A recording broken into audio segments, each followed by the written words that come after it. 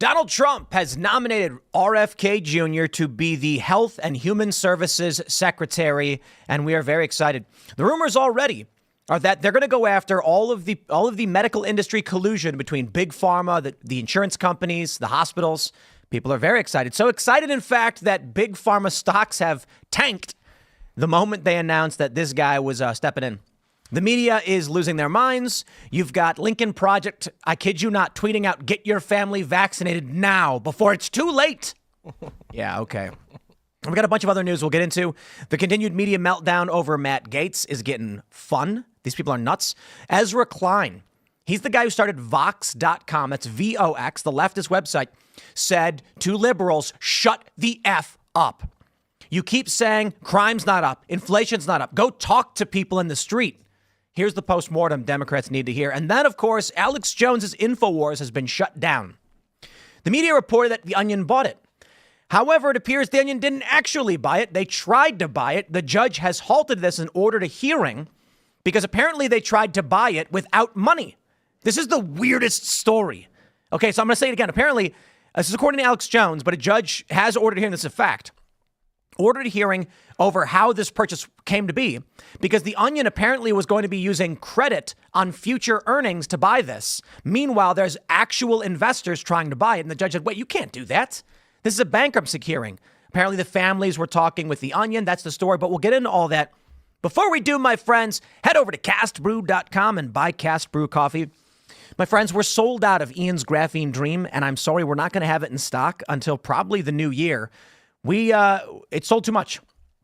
And I will say this to all of you who purchase Cast Brew coffee, you may regret what you've done. You've made Ian Crossland a very rich man. You've sold out all of his coffee. It actually is, it's a good amount of money. And who knows what Ian will do with this newfound resource. He might buy graphene. I was just going to say that. Graphene. Actually, so of course Ian does get a cut. Alex gets a cut. These are their brands, or their blends. But we are unfortunately sold out, and it's quickly becoming one of our most popular coffees. But of course, Appalachian Nights, Rise with Roberto Jr., Stand Your Grounds, all still available right now. And we have a promo for those that want to buy the Decaf Unwoke. Use promo code, all caps, Unwoke, and you will get, I think, half off. People don't like decaf coffee, man. So we've got a lot of decaf coffee. People have asked for it, but we don't sell as much, so we over-ordered. So we're doing a big sale. You can buy it at castbrew.com. Also, head over to timcast.com. Join the movement. Click Join Us. Become a member, support the work we do, and you will get access to our Discord server full of actual human beings who are trying to be your friends. There's real-world meetups, there's pre-shows, there's after-shows. It's a lot of fun. And as a member, you can call into our members-only uncensored show Monday through Thursday at 10 p.m., so we will have one tonight. It'll be a lot of fun. Also, don't forget to smash that like button, share the show with everyone you know. Joining us tonight to talk about this and so much more is John Doyle. Yeah, man, thanks for having me. I'm excited to be here. Who are you? What do you do? My name is John Doyle. I talk about politics on the internet, and I'm excited to do that with you guys this evening. All right, easy enough. We got Raymond G. Stanley Jr. Hey, guys, I'm Raymond G. Stanley Jr. I'm the resident blue collar here, and I do not want to come down from this Make America Great Again high. This has been so a good. crazy week. You know, it's funny, too, because we'll talk about it, but left-wing accounts are losing followers en masse across the board. The trend continues. AOC lost 150K. Ratings for left-wing and liberal news outlets are collapsing, and right-wing channels are skyrocketing. I don't know what's going on, but this shift is real. Love it. Anyway, Phil's here. Hello, everybody. My name is Phil Labonte. I'm the lead singer of the heavy metal band All That Remains. I'm very happy to be here with my fellow anti-communist and counter-revolutionary, Mr. Doyle. Back to you, Tim. Here we go from CNN. Trump picks Robert F. Kennedy Jr. to be his Department of Health and Human Services secretary. I love how CNN is trying desperately to come back into the fold of real news. So while all these other news outlets are just vomiting all over themselves, their headline is normal. I'll give them that one. They say President-elect Donald Trump has picked RFK Jr. to be his next Secretary of the Department of Health and Human Services, a choice that would add to Trump's list of provocative picks whose confirmation processes will test the loyalty of Senate Republicans. Trump on Thursday announced the selection, confirming CNN's earlier reporting, saying he was thrilled to share the pick. Of course, this is what we're going to go for. Some people said maybe FDA, HHS, let's roll. Quote, the safety and health of all Americans is the most important role of any administration, and HHS will play a big role in helping ensure that everybody will be protected from harmful chemicals, pollutants, pesticides, pharmaceutical products, and food additives that have contributed to the overwhelming health crisis in this country. Trump said in a post on X, Mr. Kennedy will restore these agencies to the traditions of gold standard scientific research and beacons of transparency to end the chronic disease epidemic and to make America great and healthy again. And here we go. This is from Jordan Schachtel. He says pharma stocks all took a nosedive after RFK Jr. announcement. You'll love, what is that? GlaxoSmithKline, Moderna, and Pfizer. Oh, you know what? Hey, we're not sponsored by them like the corporate press, so we don't care all that much. Here's what you get from NBC News. Trump picks RFK Jr. anti-vaccine activist for Health and Human Services Secretary. They just had to squeeze something in. Here's the Lincoln Project. Get yourself and your family vaccinated while you still can. Seriously, dude, RFK Jr. is not anti-vaccine. He's not going to ban vaccines. These people are nuts.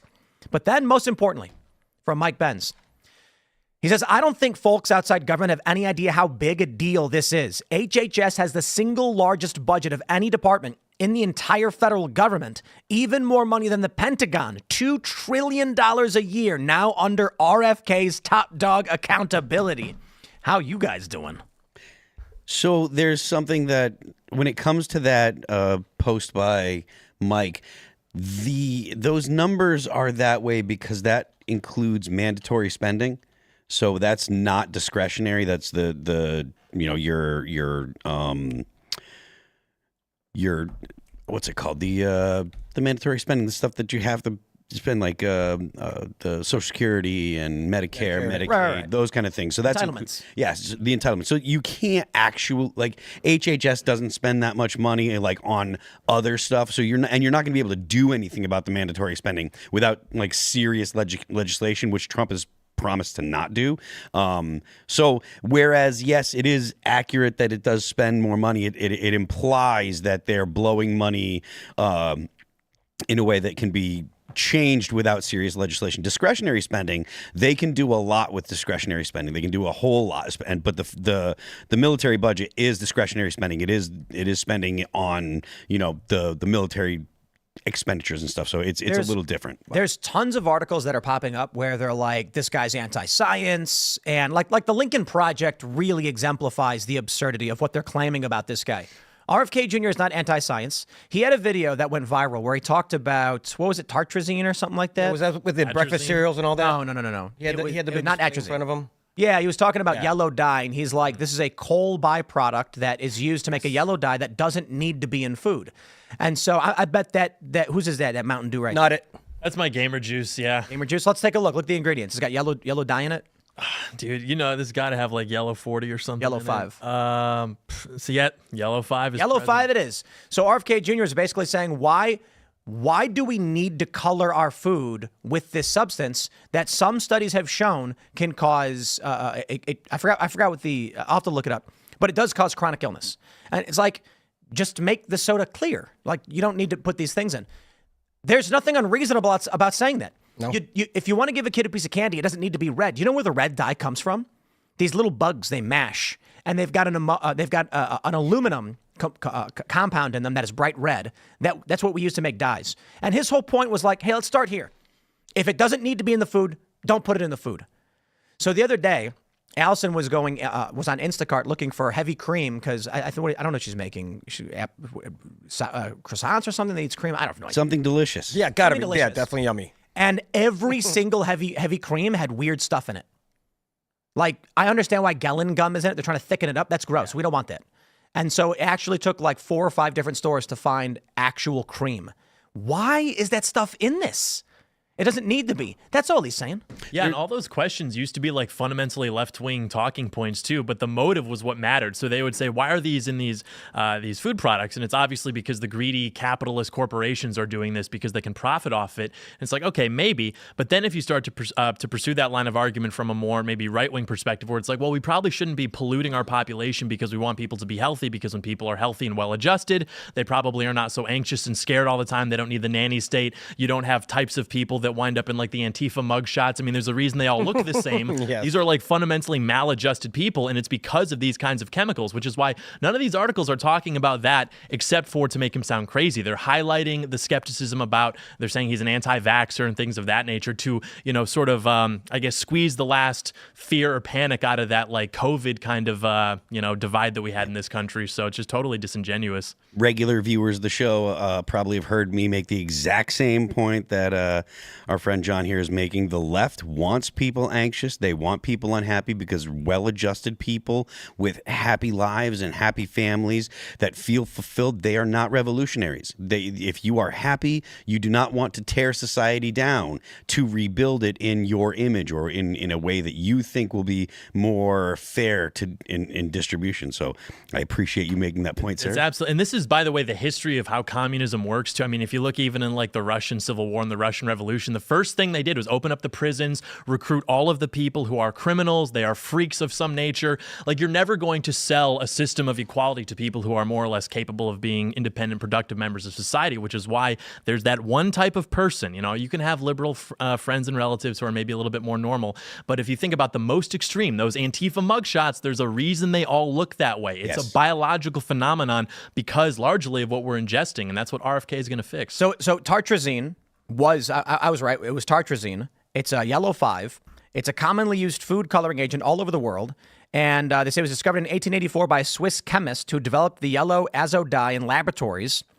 Blah, blah, blah. It was patented and produced in Germany, et cetera, et cetera. I don't really care about how they did that, but they go on to mention that while it's used in a bunch of foods, there is potential health effects on humans: sensitivity, asthma, food intolerance. They do mention urban legends, but a systematic review of the medical literature concluded that among patients with asthma, research has shown that exposure to tartrazine does not worsen symptoms, and avoidance of tartrazine does not improve symptoms. However, due to the paucity of evidence, it's not possible. So I don't know why they even included that. There was something that RFK Jr. had mentioned specifically in his statement. I think they're editing the Wikipedia, because when we went over this last time when he announced it, it was in here and now it's not. That's interesting. Wikipedia is actually, like, if you pull up right now Donald Trump's Wikipedia page versus Adolf Hitler's Wikipedia page, I swear to God, you read Hitler's Wikipedia page and it like states things about him, but there's no like moralizing language. It's just like he did this, and you can read that and be like, well, maybe that wasn't so good. If you read Trump's Wikipedia page, it's actually written less charitably than the one for Hitler. Like, it uses these very just, oh, he did this, defrauding these people, and like making it very contemporary, so you know that you can't like anything about him. But it's totally weird. Yeah, so when you search and you look up tartrazine on Science Direct, they have a study saying hyperactivity, asthma, rhinitis, urticaria, and atopic dermatitis. And the rhinitis was the one that we pulled up, because when this story first broke and he came out, it was all in the Wikipedia. Now it's not. Like, this is crazy. Don't use Wikipedia. You should know that. But there you go. Don't worry. I pulled it up from Science Direct for you guys. So yeah, simply put, if there's a 0.1% chance that this does something bad to you, why is it in our food? Yeah. It's the same thing with the fluoride argument. They say it's good for your teeth, strengthens enamel, and it kills bacteria. And I say, oh, that's great. Thank you very much. Why am I drinking it? Well, I don't know. Okay, well, put it in my toothpaste, and I'm good, right? Yep. You go to the dentist, they say, give you the little sticker. They say, don't eat, don't drink for like a half hour. You're right. So Yet they give babies fluoride water. You ever see that stuff? Water for babies with added fluoride. And I asked, you look it up, and it's like, if you look up why they put fluoride in baby water, it says for their teeth. And I'm like, Where are the babies teeth? don't have teeth. the teeth in question, yeah, it's just like gums. The big thing, too, is I think the endocrine disruptors. I mean, he talks about that. We haven't heard anybody else at his level talk about that. But that is what, I mean, your hormones affect literally everything about you. If you look at like symptoms of low testosterone in men, the soy boys, like you are depressed, you have low energy, you are even the way your physicality develops, you look more androgynous. I mean, you look the way that like Zoomers look compared to millennials or Gen Xer men, the women, everyone's sort of morphing into these like androgynous blob creatures because the hormones are just totally imbalanced. Well, because the estrogen in the tap water, you've got the atrazine and other endocrine disruptors in the food, things of that nature, because of pesticides, even the packaging, and Phthalates, yes, and PCBs in your Mountain Dew. Yes, and it's true. It's true. RFK, I'm enjoying it while I can. It's like how they said you have to get vaccinated while you can. I'm enjoying my Mountain Dew before RFK takes it away. Well, and I mean, vote you for can him. just choose not to, eat this stuff. So that's what we do. I mean, look, for breakfast, I have eggs straight from the chicken's butt. Just they fall right out. You pick them up, you eat them. And then we do have like our cheese and everything. It's wrapped in plastic. There's nothing you can do. But we always, what I've been doing, and we've been doing this for like a couple of years now. We typically avoid ingredients that are just if we don't know what it is. It's like I don't know what that is. I'm not going to eat it. You know what I mean? Like if I found something on the ground, I wouldn't eat it. If that word. And yes, I understand that some things have vitamins in them, and I know what those words are. So if you look at cereals, it's got a bunch of words that look scientific-y. It's like just vitamins. That's fine. But I get that on my vitamin jar. And I don't know. I'm excited for this. Yeah, why would they not want him? Basically, about 75%, or I'm sorry, 75% of U.S. adults over the age of 20 are 31% overweight and 42% are obese. If someone who cares about Americans' health to come into the administration and to help everyone get thinner, why the F do they care? I'll explain it to you. Let's break it down. You got 10 people in a room, and they're all very smart, fit, well-adjusted people. Let's say 5 men, 5 women. And then you come in and you say, here's what we're going to do. There's going to be 10 meals for each of you every day with enough calories to sustain you. One of those meals will have some kind of chemical that impairs humans. We're not going to tell you which one. So the first night, they all eat the food. Everybody feels fine. One person is slightly impaired but doesn't notice. The next day, the same thing. Now there's 2 people who have eaten garbage. The next day, there's 3 people. Over a long enough period of time, eventually everybody is all messed up and their brains don't work, even though it was only one thing that was tainted. Then you come in and ask them, what should we do and how should we run things? Their brains don't work. Once you get to half of the people who have consumed something that's rotted their brain and body and they can't think properly, you cannot run a system effectively. And it also kills the drug pharmacy, like you showed the pharmacy folks, and the medical industry in general. Oh, yeah. And then won't someone think of the jobs? Let's jump to this next story. Dancing. Yeah. Nurses. Let's take a look at this story from Newsweek. Ladies and gentlemen, I call this winning. Let me explain. This segment right now is for all of you on Thanksgiving. I want you to save this video. I want you to share it or play it only if you are challenged on the issues. Say, I'm going to play this for you from Newsweek. John Bolton urges FBI to probe Tulsi Gabbard, Matt Gaetz, quote, serious threat. Okay. What does that mean?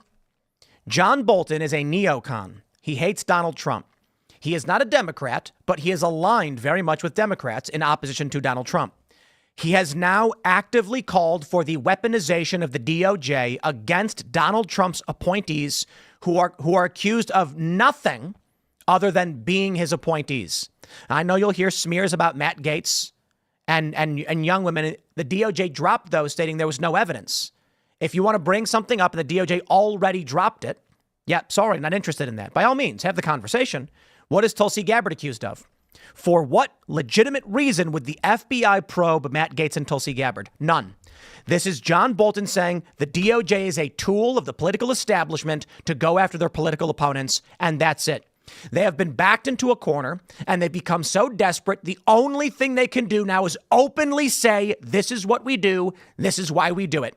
Donald Trump wants to appoint 2 people they don't like, so he says, use the government as a weapon against them. They're saying it openly, but that's something that's been the norm for, at least since Lois Lerner and the IRS, the Obama administration sending the IRS after them. So I think that it's probably been the norm since the Obama administration. It was clearly the norm that the DOJ even Trump's DOJ was against him, because it's not just who's in charge. It's the upper levels of the bureaucracy. They don't all share the same opinions, but there's enough people in the upper levels of all of the bureaucracies where they will continue to function as if as if they are opposed to anyone that would look to make substantive changes. And I don't think that it's not really a surprise or in question. So it's clear that that Donald Trump has a mandate to clean out the vestiges of that the deep state, whatever you want to call it, the entrenched bureaucracy, the blob, clear out the vestiges that are anti-American and that are actually aligned against the American people. They've made it clear that the DOJ considers people that are called quote unquote patriots, people that are constitutionalists, people that would limit the power Parents. of the bureaucracy. Yes, clearly parents. They are the enemies. Anyone that would oppose the desires of the blob, you're the bad guy, and they will sick the government on you. Yeah, that's absolutely correct. And I think that they viewed Trump as basically like an irritant to be contended with for 4 years. And then once he was out, they could sort of resume the regularly scheduled programming, especially with foreign policy. But Trump is now back in, and he's more or less like campaigning on doing exactly what he did in his first administration in regards to foreign policy, which was actually very successful. I mean, we always say, he didn't start any new wars, and that's true. But he also reduced our presence in the Middle East. He set up the timeline to get us out of Afghanistan. He broke from establishment orthodoxy with the regime change program in Syria, where we were trying to topple Assad's regime. And of course, the media ran with that and said that this is Trump's gift to Moscow because Putin was aligned with the Assad regime and things of that nature. But it is so incredible. And I don't think Trump gets enough credit. It's not enough to say he didn't start any new wars. To get up on a debate stage with Jeb Bush and say, actually, your brother didn't keep us safe. The Twin Towers came down under your brother. He didn't keep us safe. And Jeb Bush, before he says that, if you remember in that debate, I think in maybe February 2016, and he was booed for this, by the way, by the donors and the special interests. People think like, oh, Trump owned them. Everyone loved it. No, he was booed for this at the time because he had mentioned after Jeb Bush said, well, my brother kept us safe because he constructed a national security apparatus. And what did that security apparatus end up doing but targeting the very patriots, like you said, who actually voted the Bush family into power 3 times? And so Trump was able to do away with all of that and break free from it in a way that was just impossible. I mean, if you had said that as any other Republican, it would have been political suicide.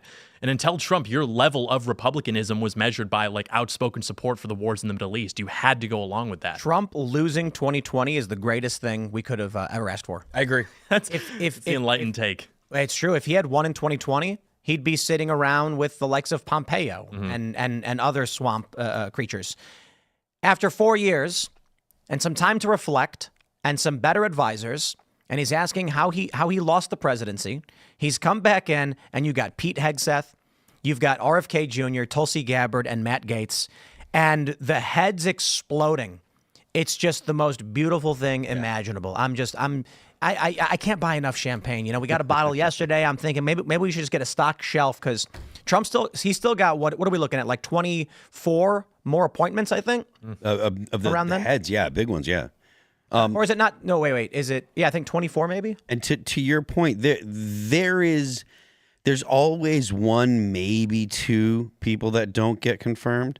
I don't know how likely that is going to be the case this time. As in, I think it's likely that they'll put their foot down about one person and actually be able to prevent it. But there are multiple people that are making the left absolutely lose their mind. Pete Hegseth, Tulsi Gabbard, Matt Gaetz, RFK, they're all making the left absolutely lose their mind. And that says to me, these are the right people for the job. I think the wild cards are good too because it allows Trump to basically be like, okay, you thought you were going to primary me. You thought I was going to be in prison at this point. I'm back. I've installed loyalists. I've installed my family into the RNC. These are now who I am appointing. And you are either going to side with me and vote yes, or you are going to demonstrate that you are disloyal. You are a disloyal R, and I'm going to have to teach you how to win. And so it's an effective mechanism, I think, for finding out who's going to be loyal to him and who's not and how that affects his administration. So everyone's talking about recess appointments. We've got this article from the Daily Wire. This is how recess appointments work and how they could help Trump fill his cabinet. One potential workaround is the president's constitutional authority to adjourn both chambers of Congress. And when they're adjourned, he can appoint in recess. I don't know that he's going to have to do that. I think there's a decent probability he does, but I'd say right now, my estimate is probably 2-1 he doesn't have to do this. I think that from what we've heard so far, Trump cut deals for these appointees. So he's announcing this stuff and people are losing their minds. I'll say this about Matt Gaetz, because we mentioned it yesterday on the members only show. Everyone's acting like this is the apocalypse, all the Democrats, the neocons. I think Trump probably cut a deal with Congress. He says to Mike Johnson, look, Matt Gaetz is headstrong. He's not going to back down, and he's here for his constituents, not for you. If the NRCC? Yeah. If they want to continue to function as they have, well, how about we do this? You make sure the Senate confirms Matt Gaetz. He's out of Congress. He's not going to be in your way anymore. And they probably said, okay. They're not really worried about him as an AG. they're all collectively losing their minds. But I see this as the machine actually, they don't like Matt Gaetz in Congress. Now, a lot of them are deeply worried about him being AG because he's going to go after corruption. But most of the political of the mechanism is not super concerned because the game that they're playing is legal. The way they do these donations to the NRCC to fund campaigns, the way they choose who gets funded and who doesn't, that's all legal. They're not worried about that. So I actually think the people Trump is choosing, very likely to go through. There's going to be some hubbub. I don't see Matt Gaetz resigning unless he had some assurances. Matt, however, because of the opposition, maybe this does come down to a recess appointment. But either way, I think Trump is a learned man. I think RFK Jr. was obvious that it was coming. And he just keeps hammering out these individuals that is causing panic in the Beltway. That says to me that Trump is basically, look, there's no way that we're going into this next administration and all of Trump's nominations get kicked back. And Trump has chosen nuclear bombs in Tulsi Gabbard, in Gaetz, in RFK Jr. So either he's going to get his confirmations because he's cut deals already, or recess appointments, and he gets them anyway. Just on your point about it was the best thing, I think it was great for the American people that Trump did lose in 2020. Yeah. Just because they got their butts kicked in. The normies needed a punch in the gut to realize how bad a Democratic-run state a party was for the country. And now, I hear you, but I'm not a big fan of that. Like, ooh, if something bad happens to you, then you'll learn your lesson. well, yeah, but it happened. So Right, I got a taste of it. There you go. I can't remember who. Do you guys remember who it was who said that they think sometimes we need terror attacks because then it reminds people, like what the security state does for them? Yeah, Luke Rudkowski would know this. If he's in the chat, he'll probably say. But there was some Republican who was like, sometimes I think we should have them. That way, people will realize what security is there for. Yeah. It's like, well, that's kind of a crazy thing to say, but there is some truth in that. People vote for Democrats when they think everything's fine, and then Democrats burn it to the ground, and they go, help Republicans, and then the Republicans have to come back in and clean things up. And that's not necessarily completely true. Only right now, I'm saying. And, if you go back to the 2000s, I mean, the Iraq War, Afghanistan was an absolute disaster. But I'm curious your thoughts, John, because Donald Trump using recess appointments it's within his powers, but it's a very, very strong executive action, right? Yeah, I mean, I think that's what people would like to see, at least in the base, is some sort of, I hate to use the word balls, but that's what people want. I mean, people lament the first Trump administration. They think it wasn't as fruitful as it should have been, which I understand. And I think that they are aligning themselves such that they should be able to do that. Because, I mean, you look at somebody like RFK, Tulsi Gabbard, these are not like staunch, good old boy type conservatives. They should be able to be installed into these positions. And so, yeah, I wouldn't be opposed to that. I think he probably should do it. I think it's the right move. And I think that he's effectively assembling this team, whether it's like, Vance, RFK, Elon, all of these different people who are not matching the purity tests of people online necessarily, but who are each in their own way very strongly equipped to be able to dismantle every component of leftist power. Like, you look at how the left maintains power in this country, it's because of things like immigration, it's because of things like elections, because of things like health, because of things like elections. Oh, yeah.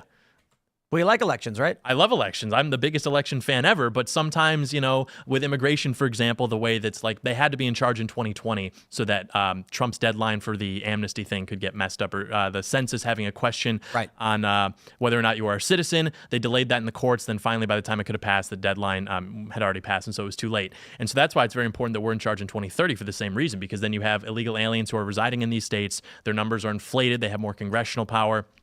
They now have more power in terms of the Electoral College. Let me break this down for everybody.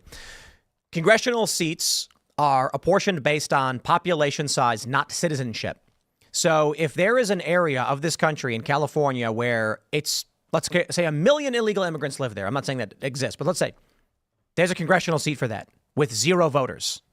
That's how the system works. It makes no sense. What actually ends up happening is there may be 40 to 50,000 illegal immigrants in many districts in California. That creates extra congressional seats and extra electoral college votes. Now, here's the important thing to understand. Donald Trump is not legally the president-elect. The president-elect happens because we don't operate on a popular vote in this country. He is president-elect when when Congress, when Congress, men and women, count the electoral votes and say the winner is Trump. from that point on January 6th until the 20th, 2 weeks, he is president-elect. Right now, we just call him president-elect because we consider the popular vote to be the deciding factor because it's then the Electoral College happens. Functionally, though, he's not. So the important distinction right now is if Democrats allow in, let's say, 1.5 million illegal immigrants and they bring them to a sanctuary state, that state will get 2 extra congressional seats and 2 extra votes for president. That is cheating. Yeah. So Donald Trump needs mass deportations for criminals. Many of these people are going to self-deport. We're already starting to see it. They're cutting off benefits. They're cutting off these welfare programs, and people are starting to leave. That's crazy. There's already videos popping out of New York where people are getting arrested, illegal immigrants. Now they're starting to enforce the law. They've begun arresting shoplifters in Seattle. What? Yeah, it's crazy. Like, Trump got elected, and they were like, the game, like, we're back. It's time to get back to work. If the Republicans can enact federal citizenship requirements for proof of citizenship requirements and some type of voter ID, that may be it. Democrats are going to lose in 2028. Yeah, But they have 18 months. I should clarify, I'm not anti-election. What I meant by that is exactly as you said, with I think only 2 states that Democrats won in 2024 require photo ID to vote. Like, they benefit when there are very loose election laws and anybody can vote because those people tend to vote more for Democrats because they want free stuff. And like you said, when the free stuff goes away, they tend to leave, they tend to self-deport. And so I think we have like 4 years here to stop the bleeding because there's obviously going to be a counterattack in 2028. They're one amnesty away from permanent control of the federal government because, you know, illegal aliens who are now going to be citizens will vote 80% for Democrats. And so we sort of have like this window of time to cut all of those problems, be that immigration, election security, things of that nature, so that when if a Democrat gets back into office, they can't just undo everything and hit the kill switch and then it's like over for patriots. Indeed. What do you guys think? I think, yeah, I love the appointments. What were we talking about again? If the Republicans do not get a handle on illegal immigration, Oh, yeah. this is it. I mean, winning this time was very important because if the Republicans didn't win the way they did, then Democrats would enshrine all of this stuff and you'd never have a Republican win again. Now you have the inverse. I don't think Democrats are right now, based on the information we have before us, Democrats cannot win. That's it. Hopefully. That being said, they could change, and they probably will. This will create opportunities for them to win. However, as I've stated before, if you come to me and say, Tim, what's a pathway for victory for the Republicans this time around? I'm going to say, well, here are the things I think are important. I could be wrong. Here's what I think Democrats, are going to focus on. Here's how you win. If you come to me right now and say, Tim, can you formulate a plan for Democrats to win in 2028? I'm going to say no. Normally, I'd say, okay. Here's a normal scenario. Democrats need to stop pandering to fringe groups. They need to adopt an authentic identity. They're going to need to actually look at what's popular in this country based on polling and adopt those policies. The Democrat Party will have to adapt. So what they could do is they could say, okay, we're going to be moderate. We've got to have some restrictions on abortion. We've got to get rid of the weird woke stuff when it pertains to gender and race. And we're going to go economic populist, slightly left-leaning. Make your health care cheaper and more available, protect your Social Security, things like that. We're going to deal with climate change. Classic Democrat. They can't do that. I would not propose it to Democrats because if they abandon their woke element, that's now, 15-20% of their voter base? They'll never win an election again. If they embrace it, the same problem happens. Now, that being said, I think the problem is sort of self-correcting because if you look at AOC's X account, she lost 150,000 followers this month. Mm-hmm. All of the liberals there's a purge of far leftists. They're all going to Blue Sky. Yep. That's the new app that Jack Dorsey was working on. Here's the best part. Remember when the left had their exodus to Threads? Yes. And that didn't work. Yeah. Now they're having their exodus to Blue Sky, proving the exodus to Threads didn't work. And what's going to happen is default liberals are going to be hanging out on X, and there will be zero influence from the woke because they all ran away screaming. They will isolate themselves, become a fringe party. The Democrat will be forced to adapt, and 4 years is an eternity in politics. We may see something in 2028. I don't think so because they have no backbench. AOC is trying to moderate a little bit, likely not going to work.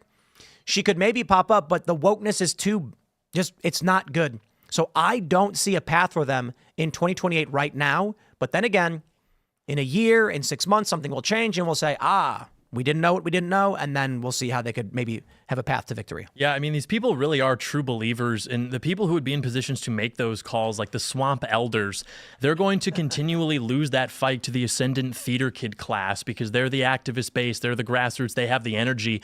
And they view all of this just to be a vindication of what they believe, which is that, well, we actually are secretly controlled by a white supremacist state, which is why Trump is back in. So we really actually just need to dig our heels in even deeper. And I think they just think it's a numbers game where it's like, okay, we let in 10 million people. We just have to get in the position to amnesty one more time, and then we're good, and it's over. And we're losing, 2.5 million baby boomers every year. Something like that. Those are our most reliable voters. I mean, Trump won in 2016 by 80,000. I don't know what the exact number is in 24. There's a lot more, but I mean, what's that look like? Anytime we talk about immigration, I'm compelled to bring this up.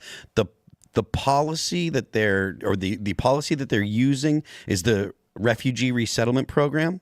It's run by the HHS. You can go to the HHS website and you can see it. Last time it was updated, it was 2021, I believe, but it's still in use. That is so the argument that they're moving people from the border to purple states in order to turn them blue, that's the goal, and they're doing it on the taxpayer dime. That is all true. You can go to the Department of Health and Human Services website and you can see the policy itself. Like I said, it's called the Refugee Resettlement Program. So whenever they say, oh, well, people are here for asylum, they want people to come and claim asylum so they can use the Refugee Resettlement Program to move them around. Yeah. Like it's not just, oh, they're coming in illegally. They want people to come in and all they have to do is say, I'm looking for asylum. And it doesn't matter if they if they're actually legitimate, which is why they accept anybody from any country, even though an asylum seeker is supposed to stop at the first safe country that they get to. Every single person that comes through Mexico that says, I want to seek asylum, they should have stopped in Mexico because Mexico is a safe country. So they absolutely are lying about who is coming and what they're doing. Let's jump to this next story from Mediaite. Shut the F up. New York Times' Ezra Klein blasts people blaming Fox News for Trump winning in stunning rant. This one's so great. I've got so much for you here. First, I want to show you just the introduction of what Ezra Klein has to say. And for those that don't know, this is the guy who founded Vox.com. It's a leftist publication.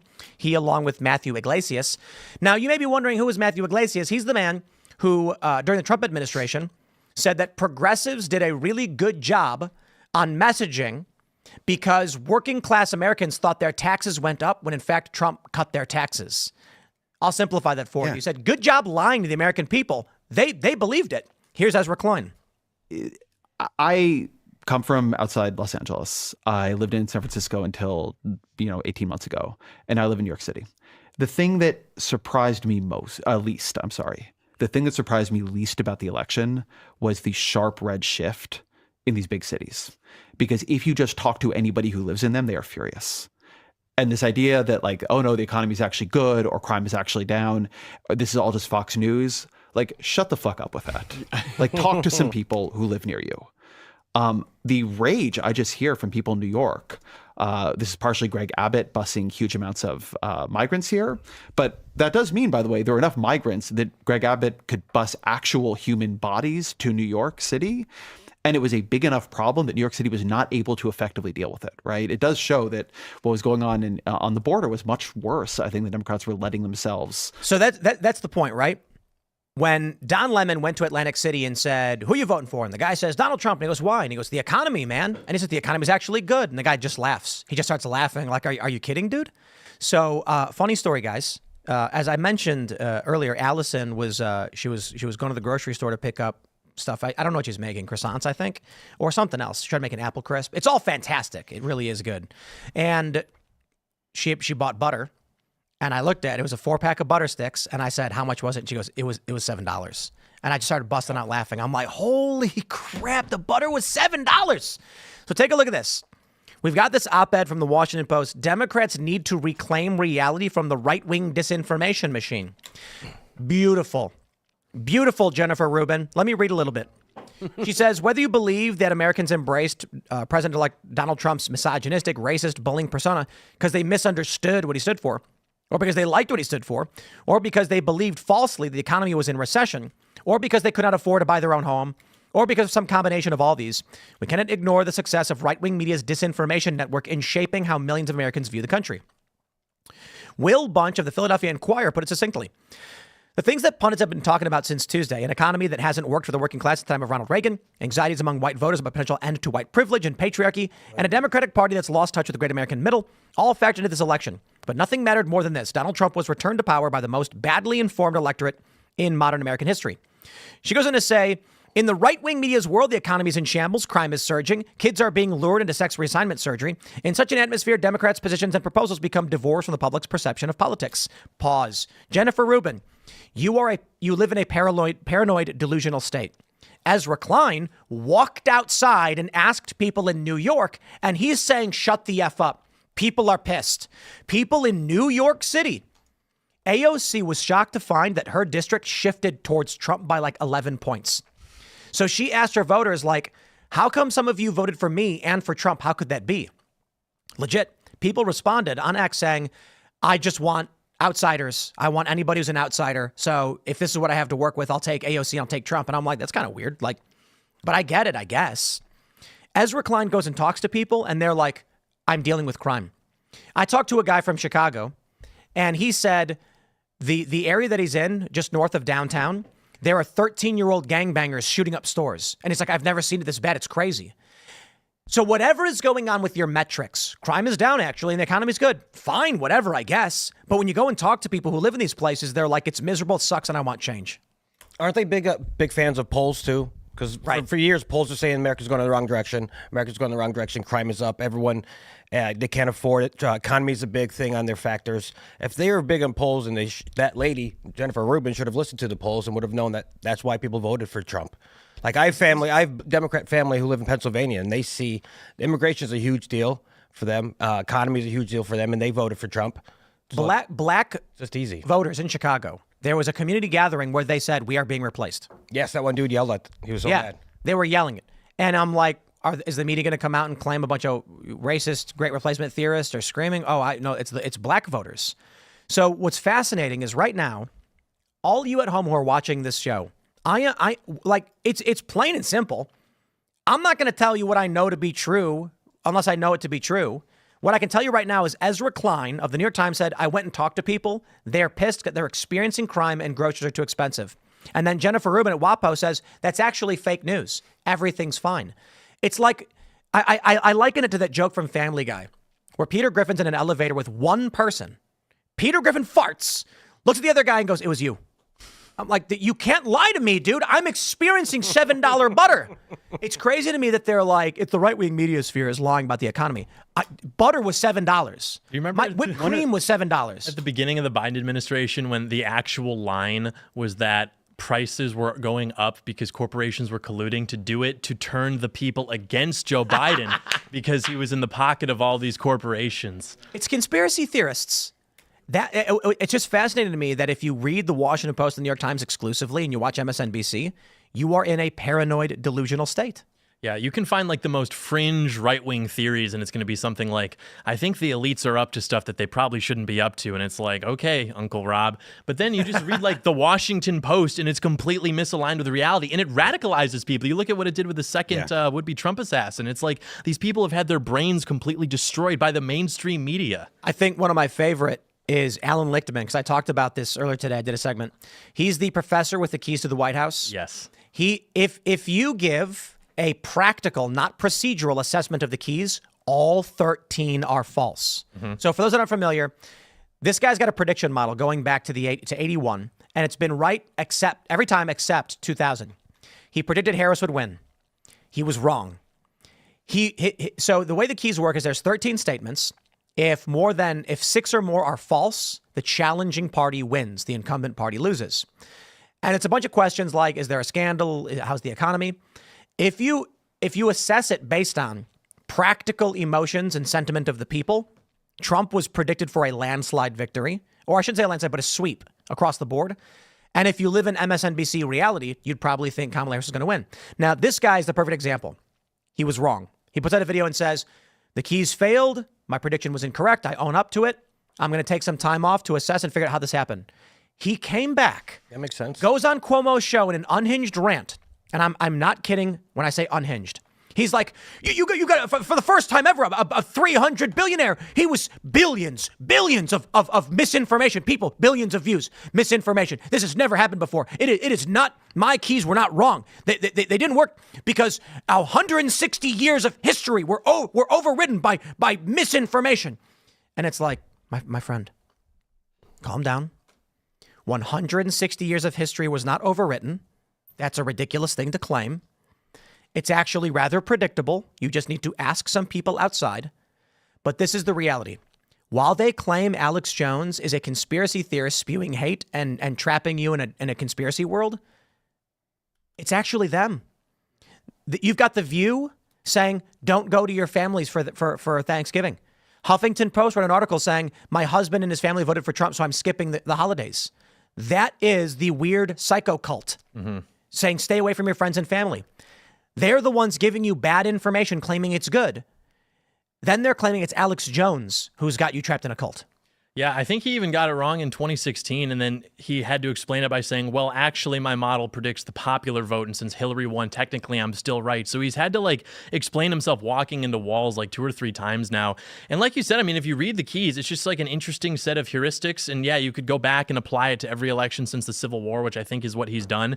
And this guy probably makes a very handsome salary to get wheeled out every 4 years and go on MSNBC and do his little segment about how the Democrats predicted to win, and I'm like a guru, and I have this forbidden knowledge and skeleton key, but he has no idea what he's talking about, because if anybody who is aligned with reality applies his model, it shows that Trump is going to win. There was even, I think on MSNBC, there was this female economist who has a model for predicting recession. It has something to do with the 3-month change in unemployment over the absolute rate or something.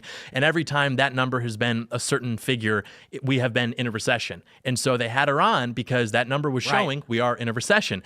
And she literally goes, well, actually, it's different now because we're waiting for the Biden policies to take effect, but we're getting close, so we have to go out and vote. And so it's okay, if you're that woman, are you really concerned about integrity, or do you want to keep your nice MSNBC contributor job and just lie?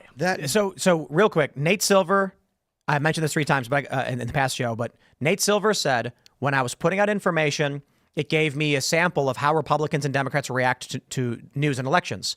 Republicans are happy if you agree with them on some things. Democrats are mad if you don't agree with them on everything. What happens? An analyst shows up and they say, we're not in a recession. Tell us we're correct. And she goes, you're correct? And they're like, no recession. Yeah, I think because, the people, it doesn't matter what the figures say. Their perception is going to inform how they choose to vote. Well, look, good. I didn't want you to stick the pit bulls on me if I cut you off or anything. People were a majority of Americans were saying, I think we're in a recession. And that model said we're in a recession. And if you look at every election in the last 60 years or so, every time the country has had a presidential election while there was a recession, the incumbent party lost that. Because whether or not it's their fault, people are experiencing the economy and the grass is always a little bit greener. And so that was what it was looking like going into this. It's okay, Trump's going to win just based on that alone. 2 things. First of all, the fact that we're in a recession has been hidden by the administration.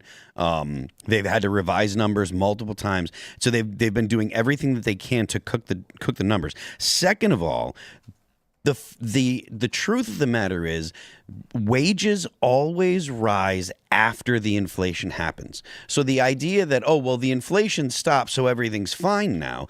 Prices don't go back to the way they were before the inflation came. Wages rise to meet the inflation. So the inflation is the leading indicator, and then the wage rise is the lagging indicator, and it takes time. So the fact that they managed to slow inflation down, that's a good thing that I think that maybe the administration can take credit for, but that doesn't mean that they weren't responsible for what caused the inflation in the first place.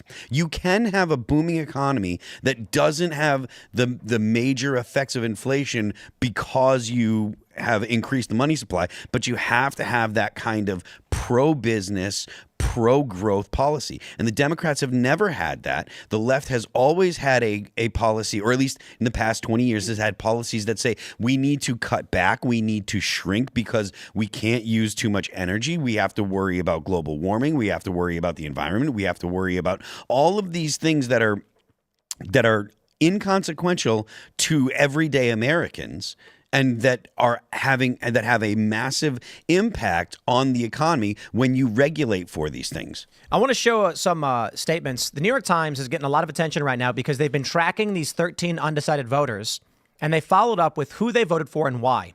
Democrats are losing their minds and refusing to accept it. So there's a few that, so one guy says he voted for Trump in 2020. He says, I voted for Kamala Harris. I'd been leaning that way after the debate, and January 6th was something I couldn't look past. Interesting. Okay, he voted for Trump in 2020, flipped for Kamala Harris, they say. This guy voted Biden in 2020. He says, I voted for Jill Stein. I came to that conclusion when Kamala said she wouldn't do anything different from Joe Biden. It was also the war in Gaza and the images I've seen. I couldn't get over it. Next, we have this guy, Pierce. I voted for Donald Trump. I decided after Kamala went on Call Her Daddy. I think Kamala Harris going on a sex podcast was probably a bad idea. Joe Rogan is a top issues podcast, but she wouldn't do that. But it's so brat. That's right. Lillian, who voted for Trump in 2020, said that she voted for Trump and made the decision after they were having a meltdown about Madison Square Garden. Democrats ran Democrats ran an ad about abortion misinformation that made her upset. She said, you know what? I'm voting for Trump. Everybody hates him. They're lying about pregnancies. Let's just do it. Nice. Now the left is going, she voted for Trump in 2020. That doesn't mean anything. Well, here's this guy. This guy voted for Biden in 2020. I voted Trump. I made the decision after he appeared on Joe Rogan. He just seemed more normal than the other side. This guy voted for Joe Biden in 2020. Jasper. I voted for Trump. It was after realizing that many Democrats only preferred Harris because of her rhetoric and not because of her policy. Yep. This guy wrote in Josh Shapiro. That's whatever. Okay. This person who didn't vote said, I ended up voting for Kamala Harris. I did not want to vote for a convicted felon. So this is important. Donald Trump has not actually been convicted of any legitimate felonies. The charges that were brought in New York are misdemeanors that were beyond the statute of limitations. In order to upgrade those to felonies, you need an underlying crime. Donald Trump was never charged or accused of any other crimes. So that there's nothing there. It's insane. It's fabricated. Anyone who's looking at it will tell you this, but these people live in crackpot world. That's fine. She can vote for Harris. The next lady said, I can't believe it, but I did end up voting for Donald Trump. I made the decision when I saw J.D. Vance's interview with the New York Times. He is the future of the Republican Party. I'm more voting for Vance than I am for Trump. So there's a lot that are like this. I like it. This woman said she voted for Romney in 2020. I shocked myself and voted for Trump. No one tell my family. I was so impressed by J.D. Vance, the way he carried himself and how normally he appeared. I think I became radicalized on the men and women's sports issue. The ad that said Kamala represents they, them. Trump represents you was so compelling. While Trump is deranged, he represented normalcy somehow to me. I mean, that's very that fair. Yeah, that's good. That one was it. All right, let's jump to this next story from Reuters.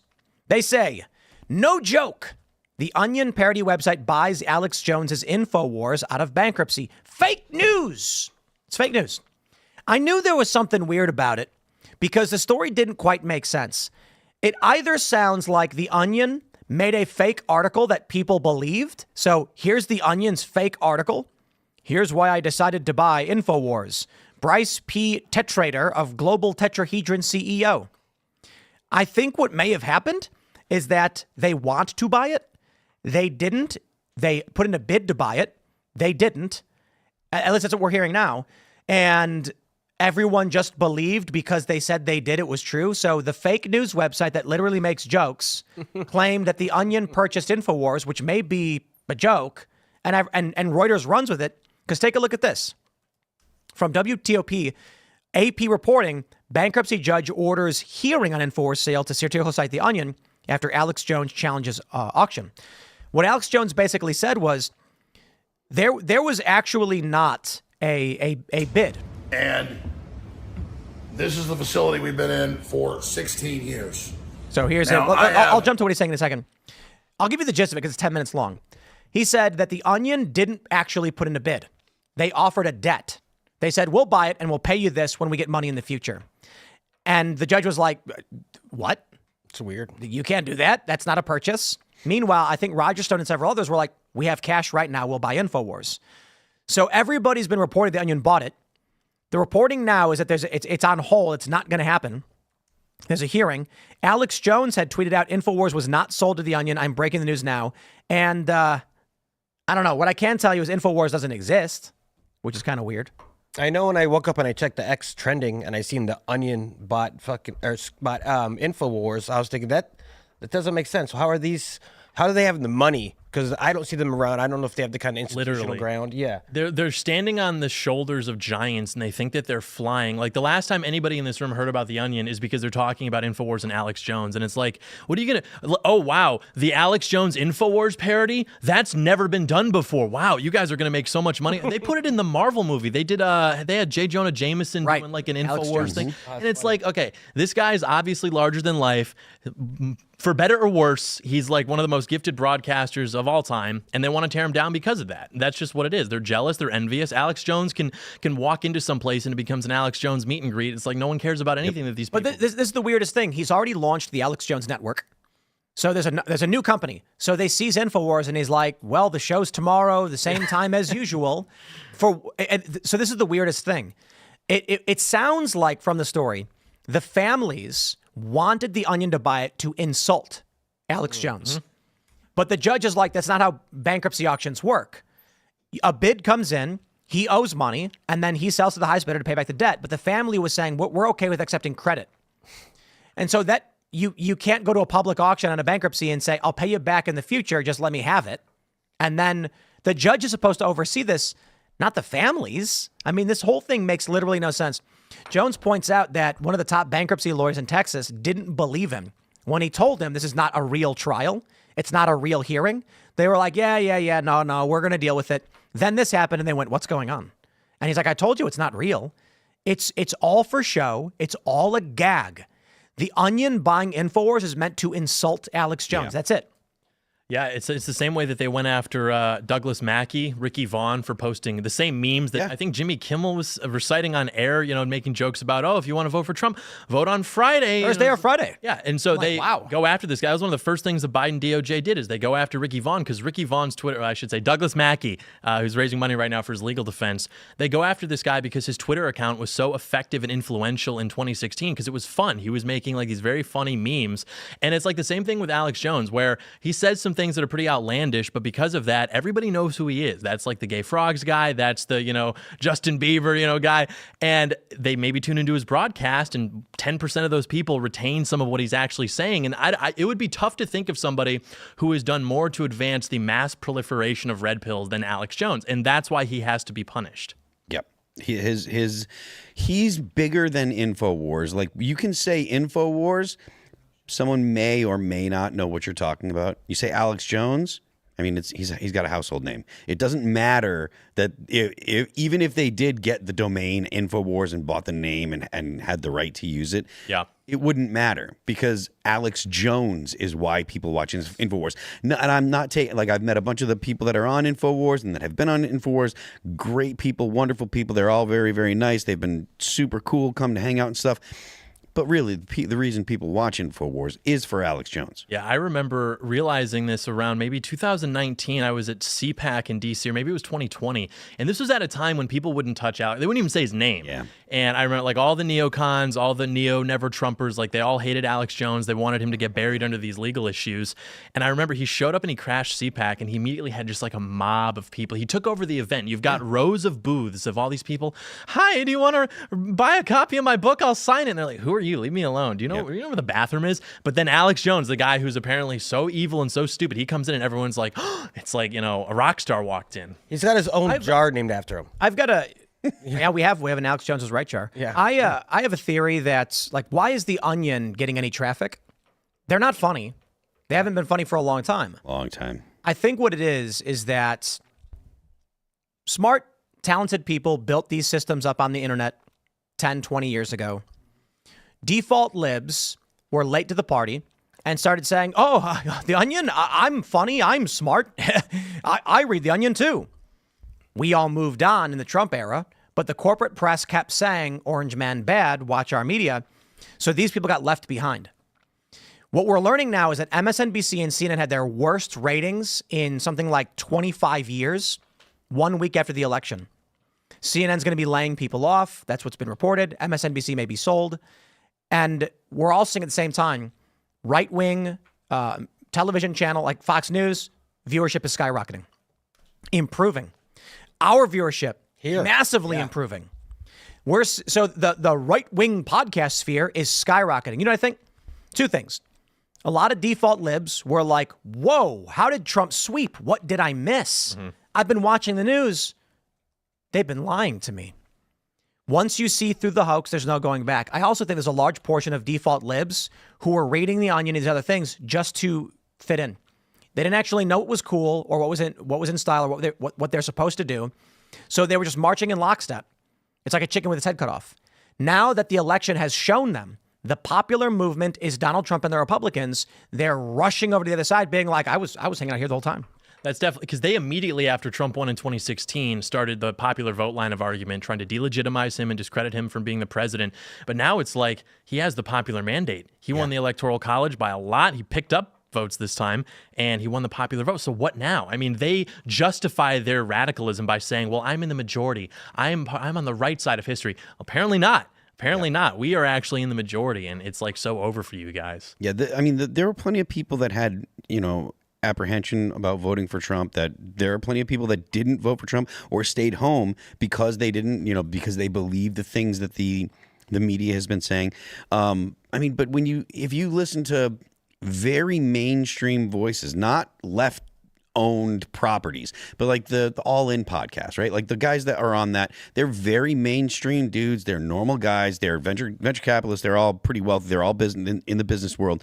Chamath was saying that one of the things that really woke him up was he believed all of the narrative that he was told about Donald Trump for a long, long time, and then he finally went and he saw the very fine people comments. Yes. He went and he looked. Yeah. And that's something that most honest people, if they're actually movable and actually do have an honest perspective where they can say, all right, when new information will actually change my opinion, if they hear that, when they hear Donald Trump say, not the Nazis, not the white supremacists, they should be condemned totally. When they hear that, they immediately feel, I've been lied to.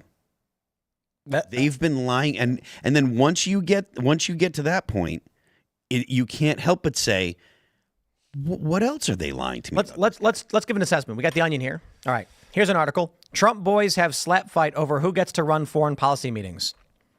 Okay. Does anyone slap fight anymore? Well, I don't care. I mean, you could. So I'm gonna break this down.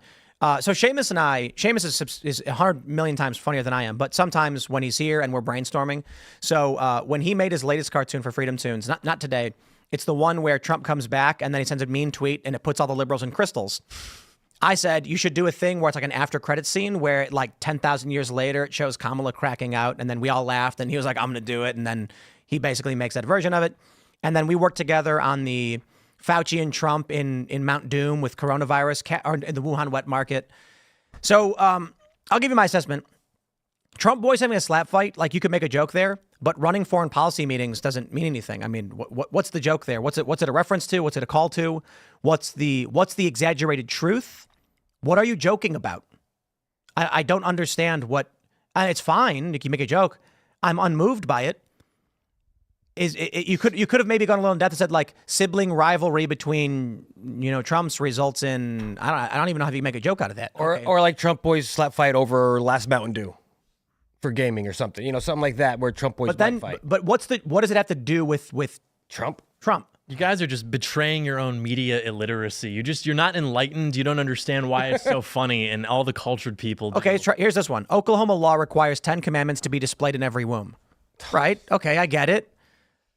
But how do you get it in there? Get it? Because what are you doing? But it's fine. Like sure. Jokes can touch into absurdity. What the exaggerated truth here is that they're trying to say that the right wants 10 commandments in schools, so they want to put it in the womb because babies and abortion. They're not correlated things, and that's fine by all means. Sometimes people find things funny that I don't find. Okay, what to know about Zinn? Whatever. Study anxiety, natural response to suited men wearing shades, closing in from all angles. Okay. I mean, I'm looking at some of these. Here's one. Man forgetting difference between meteorite struggles to describe what just killed his dog. Oh, I get it. So I sometimes don't know the difference either. Right. Well, I'm going to jump over to Babylon Bee. Unclear if angry-looking bald person is neo-Nazi or leftist woman. Already. All right, I get that. Yeah. I understand the reference they're making. They're basically saying that a bunch of leftists shave their heads and a bunch of people on the right do. Democrats denounce Satan as too moderate. I get that. Again, They're like, the joke is there. They're saying Democrats are satanic. I can understand what they're trying to say with this one. FBI to raid homes of all 75 million people who conspired to elect Donald Trump. I get that. based in fact. Don Lemon writing Broadway musical about leaving X. So what I would describe as the difference between the Babylon Bee and the Onion is that you understand the point being made in the exaggeration. And so I'll give the Onion credit on the abortion 10 Commandments one, because I get the point they're trying to make. But they're mashing two different things together: the 10 Commandments in schools and abortion. So it's like, okay, I see what you're trying to do there. All right, that's not an F, it's a D. What we're seeing with the Babylon Bee and their jokes is their jokes make a direct reference to a thing and then exaggerate it for comedic effect. Appalling new Trump appointee has zero experience being useless government bureaucrat. Right, they're saying Trump is appointing people with actual experience and not bureaucracy. I don't know what happened to the Onion, but I'll give you my theory. You can't be offensive. Like, Seamus Coughlin of Freedom Tunes will insult Donald Trump and make fun of him all the time. But it's done in a way where you're like, yeah, Trump does do that. You know what I mean? The Onion is like, if we ever step out of lockstep with the approved opinions of the Democratic Party, we will get canceled. That's why the joke doesn't mean anything. Trump boys have slap fight over who gets to run foreign policy meetings, can't veer off into any negative territory. It's not going to insult any racial groups. It's not going to insult any religious groups or anything like that. The only thing that they can do is insult Christians. That's not going to survive as a culture. No. Yeah, even to be funny, you have to have like very low levels of neuroticism. And unfortunately, leftists all have very high levels of neuroticism. And so I don't even know if they can perceive or experience humor the way that normal people can. Like, it can only be funny for them if an approved target is the butt end of the joke. I think what we're seeing with the Democratic Party is that there's a bell curve of intelligence, and they are on the back end of it. Maybe intelligence is the wrong word, because some of these people are good puzzle solvers.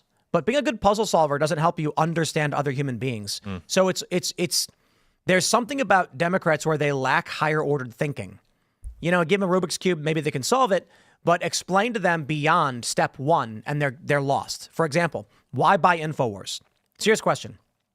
If you're going to start a comedy brand to mock Infowars and the right, you're going to build up from the ground up and direct your audience to this. It's going to be very cheap. You'll spend $15 on a domain name. You'll spend $50 on some hosting, and then you'll hire some staff, set a budget for $10,000 for the first month, make some articles, then say, hey, Onion readers, check out our Satirical website over here. Spending tens of millions of dollars or accruing debt to the tune of tens of millions of dollars for buying Infowars is the stupidest thing imaginable, because the question then becomes, what's step 2? And they're like, I don't know, but step 3 is profit. That's their gag. Step 1 is the gag. Like these articles, it has no rhyme or reason of why they're doing it. We're just going to do it just because it might give us some social points. I'd be willing to bet that your average Democrat voter is a terrible chess player, because they can't understand beyond. They can't understand multi-ordered thinking. That's why they don't understand jokes. That's why they sit around and wait for the applause light to turn on. This is why when the TV tells them don't go to your holidays because your family supported Trump, they say okay. They've never stopped to say, well, what comes next? If you run and jump, then what happens? I might land, but what if you run and jump and there's a wall there? I didn't think about that. Yeah, that's right. Don't do it. Maybe. I think there are levels too, because I'm sure my Democrat family, which couple are watching right now, will have Thanksgiving dinner and Christmas dinner with me. Oh, for sure. And they're totally, they hate Trump and all that baloney, but they're not deranged. What do they hate Trump for? No reason, just because he says bad things and TV told him to. I mean, well, to be honest. I think it's totally fine if someone's got a negative opinion of Trump because he says bad things. Yeah. I'm totally okay with that. Trump's got a potty mouth and he's crude and he's crass, and some people say I don't like it. That's fine.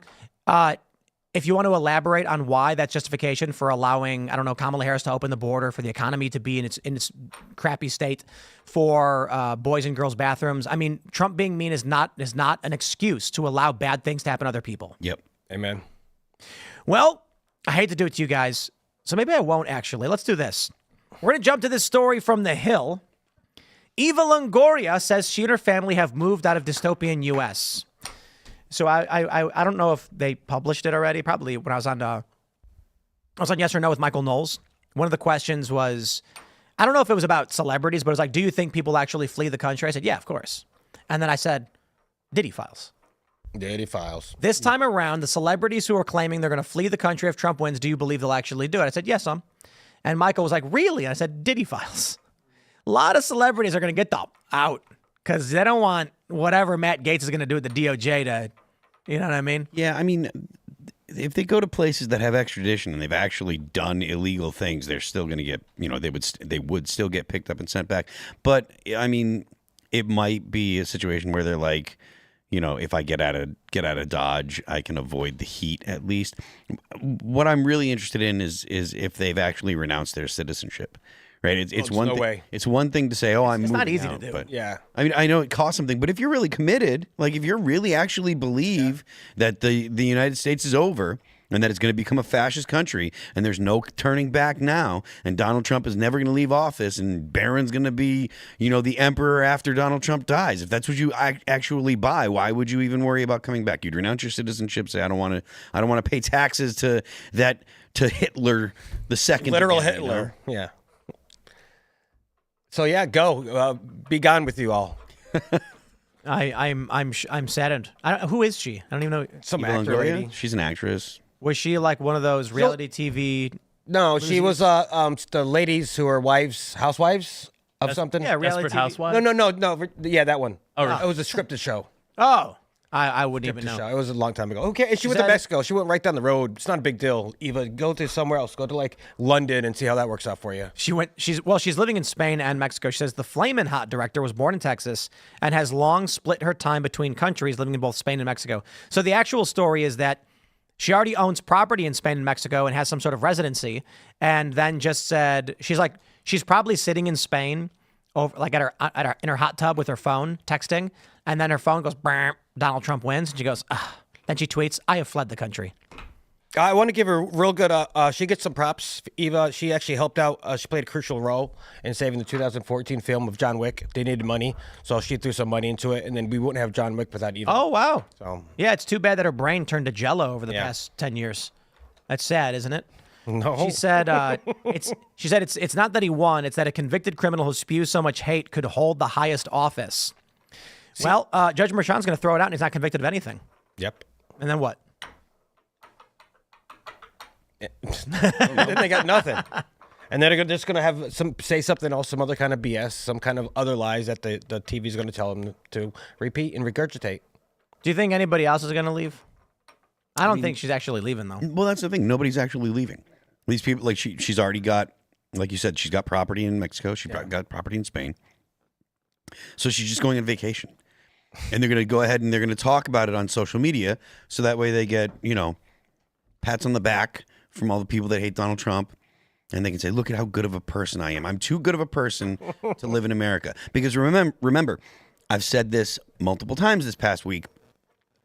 People on the left hate America.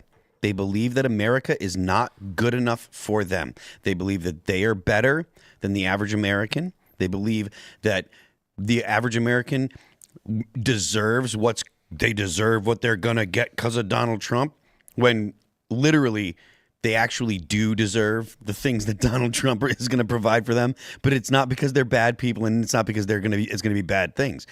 But the average leftist believes that mankind needs to be remade. They believe that the organizational structures of our country are inherently bad. They believe that from day one we've been a racist country and that we've always been bad, and all of the negative things. If you listen to the narrative that they spew about America, it's all negative. It's all hate. It's all hate-filled. The way they talk about Trump voters. And again, I mean, I think I don't remember if I said it earlier tonight or I would have said it multiple times. It definitely started with Barack Obama.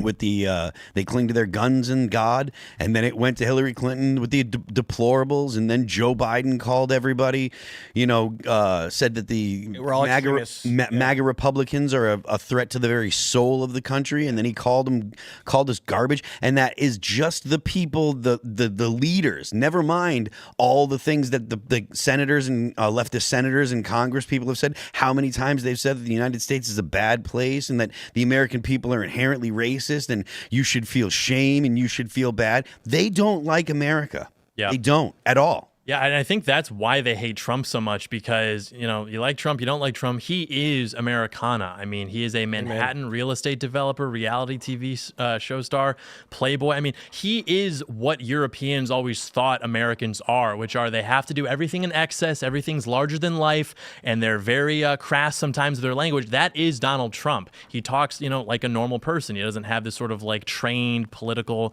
speech, which people tend to get sick of. But then when Trump breaks from it, then they think it's maybe crass if they want to, maintain whatever status points they have. But Trump, when he started his campaign, he was talking about shooting people on Fifth Avenue. He was saying that Megyn Kelly had blood coming out of her wherever.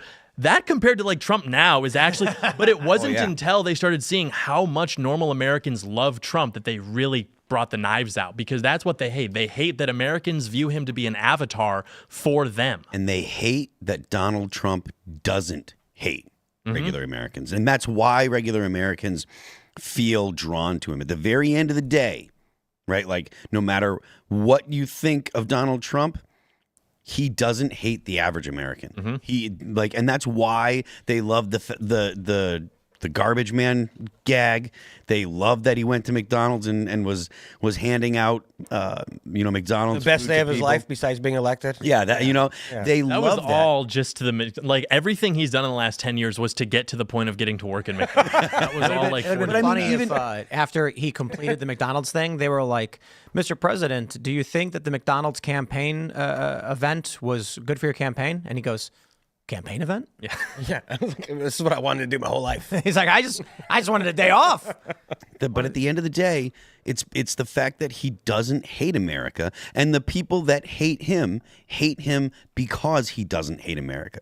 Yeah, and even the people on the right, like the Never Trumpers, They're no better. They hate him. They hate America too. I remember in 2015 reading tweets from these people, like when Trump would win a caucus or do well in a poll, they would literally tweet out like, glad that they all stopped taking opiates for a second to go to the polls or something. Like all these people who claim to be flag-waving patriots, I support the Iraq war, whatever, they finally, for the first time in their entire lives, have to be challenged on these positions from the right, where Trump comes along and says, wait a minute, why are we allowing for the mass importation of people? Why are we over there in the Middle East? Why are we offshoring our jobs? They've never had to answer those questions. They're okay with fighting the left. It's very theatrical, and they get to be on mainstream news programs to do so. But Trump comes along and he says, wait a minute, why are you doing this? And then he's got all this energy online on Twitter, and all these people are like ratioing these journalists and these commentators, and they're just making them cry.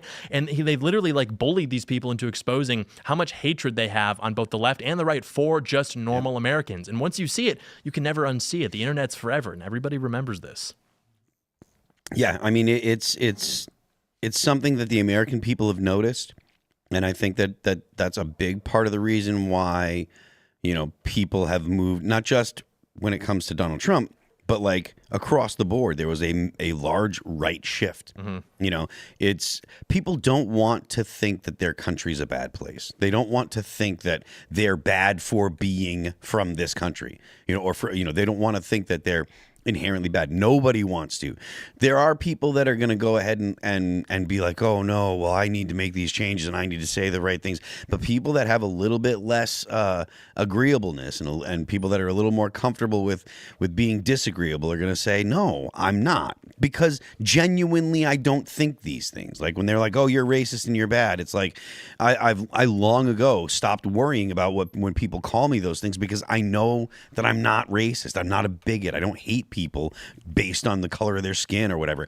And I'm not going to ascribe to your newfangled definition of power plus privilege. I wasn't, I grew up in a middle-class family, and that's like a legitimate, that's a true thing. Like, so the idea that I'm going to allow someone to tell me that I should feel bad or I'm going to feel bad because someone says, oh, well, you're this kind of oppressor. And it's like, no, I reject that totally. And I don't feel bad for rejecting it either. And that circles back to the we're both doing it now. The health thing, where it's like you can spread these victim narratives, and it works really well for different interest groups, but also for just recruiting in general. Because if you have people who are like hormonally maladjusted and they are experiencing depression and anxiety, they can't even get through the day. They're like Kamala Harris, where they have to medicate themselves.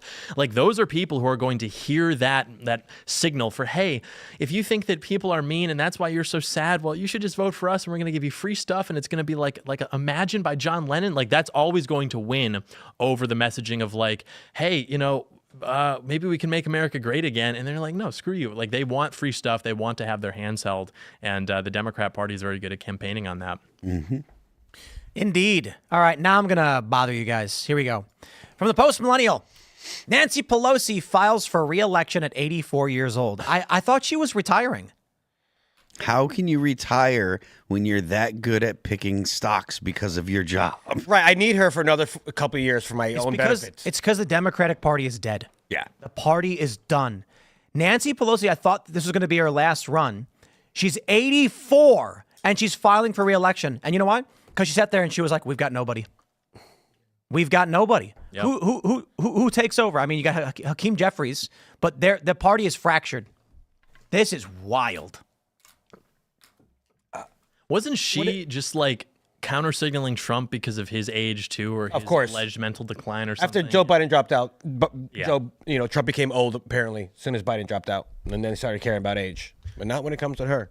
Wow. I almost selfishly am glad that she's still in, because I know a lot of like older Republican voters who, if you say Nancy Pelosi's name in their house, I mean, that really like lights a fire in their belly. So it's almost better that you've got like years of just pent up rage just down at just Nancy Pelosi, and we can use that to get us over the line in the second Trump administration. There's an interesting phenomenon happening right now, because I mentioned this earlier in the week. I was ragging on MSNBC and CNN, and then I realized something. Their key demo ratings, 70K and 90K. And I was like, wow. David Pakman and Brian Tyler Cohen, they get substantially more views in the key demo. Why are we talking about these people? The issue then is similar with Nancy Pelosi. We talk about her not because she's maintained power, but it's because she's the known Democrat political rival. Like you were saying, these older Republicans, they know her name. Mm-hmm. How many AOC, I guess. Yeah, they hate AOC. Nancy Right? Pelosi, maybe Schumer, Jeffries. Adler still around? Nadler is still around, yeah. Oh, okay, there you go. We don't like that guy. Duckworth lady. You know what's funny is how Squad. isn't it? Squad, yeah. I mean, some of them are gone though. Yeah. That's right. Bowman's gone. Amen. Who's going to be the Pelosi once Pelosi's gone? I mean, you're right. We should be glad she's filing because we need her so we can rag on her. We did. There was a time where it seemed like it was going to be the squad, but I think that with the way that the American people are kind of rejecting the far left. Yes. With AOC taking her pronouns out of her bio, you know. Yeah, it actually happened a year ago, mind you guys. Well, I think that she's gonna start moving to the right because I think that she's gonna end up with a family and start. Well, that's the rumor right now. know. But She's pregnant? Yeah. Well, people are just saying that. Oh. But she said she found out that her constituents were voting for Trump. She said, "What shows are you watching? Give me some recommendations." I mean it. I'm going to watch them. And then, surprise, surprise, how much you want to bet? She's going to go, I started listening to, and then she's going to say like Theo Von or something. She's going to go for like a normie comedy podcast and be like, and I started to get it. And so, okay. I mean, that's what happens with anybody in the whole world, the United States of America, is when you get off the Democratic plantation and start paying attention to middle of the ground, conservative, right-leaning people who actually make sense of what they're saying. You can break apart from the cult. You can break apart from. But she knows she's lying. Well, maybe she watches something and is like, okay, maybe this actually affects her brain. I it does. trust the least is Cenk Uygur, because that guy's flipped back and forth way too many times. It's like he's trying to be this leftist populist while at the same time criticizing them for everything they believe.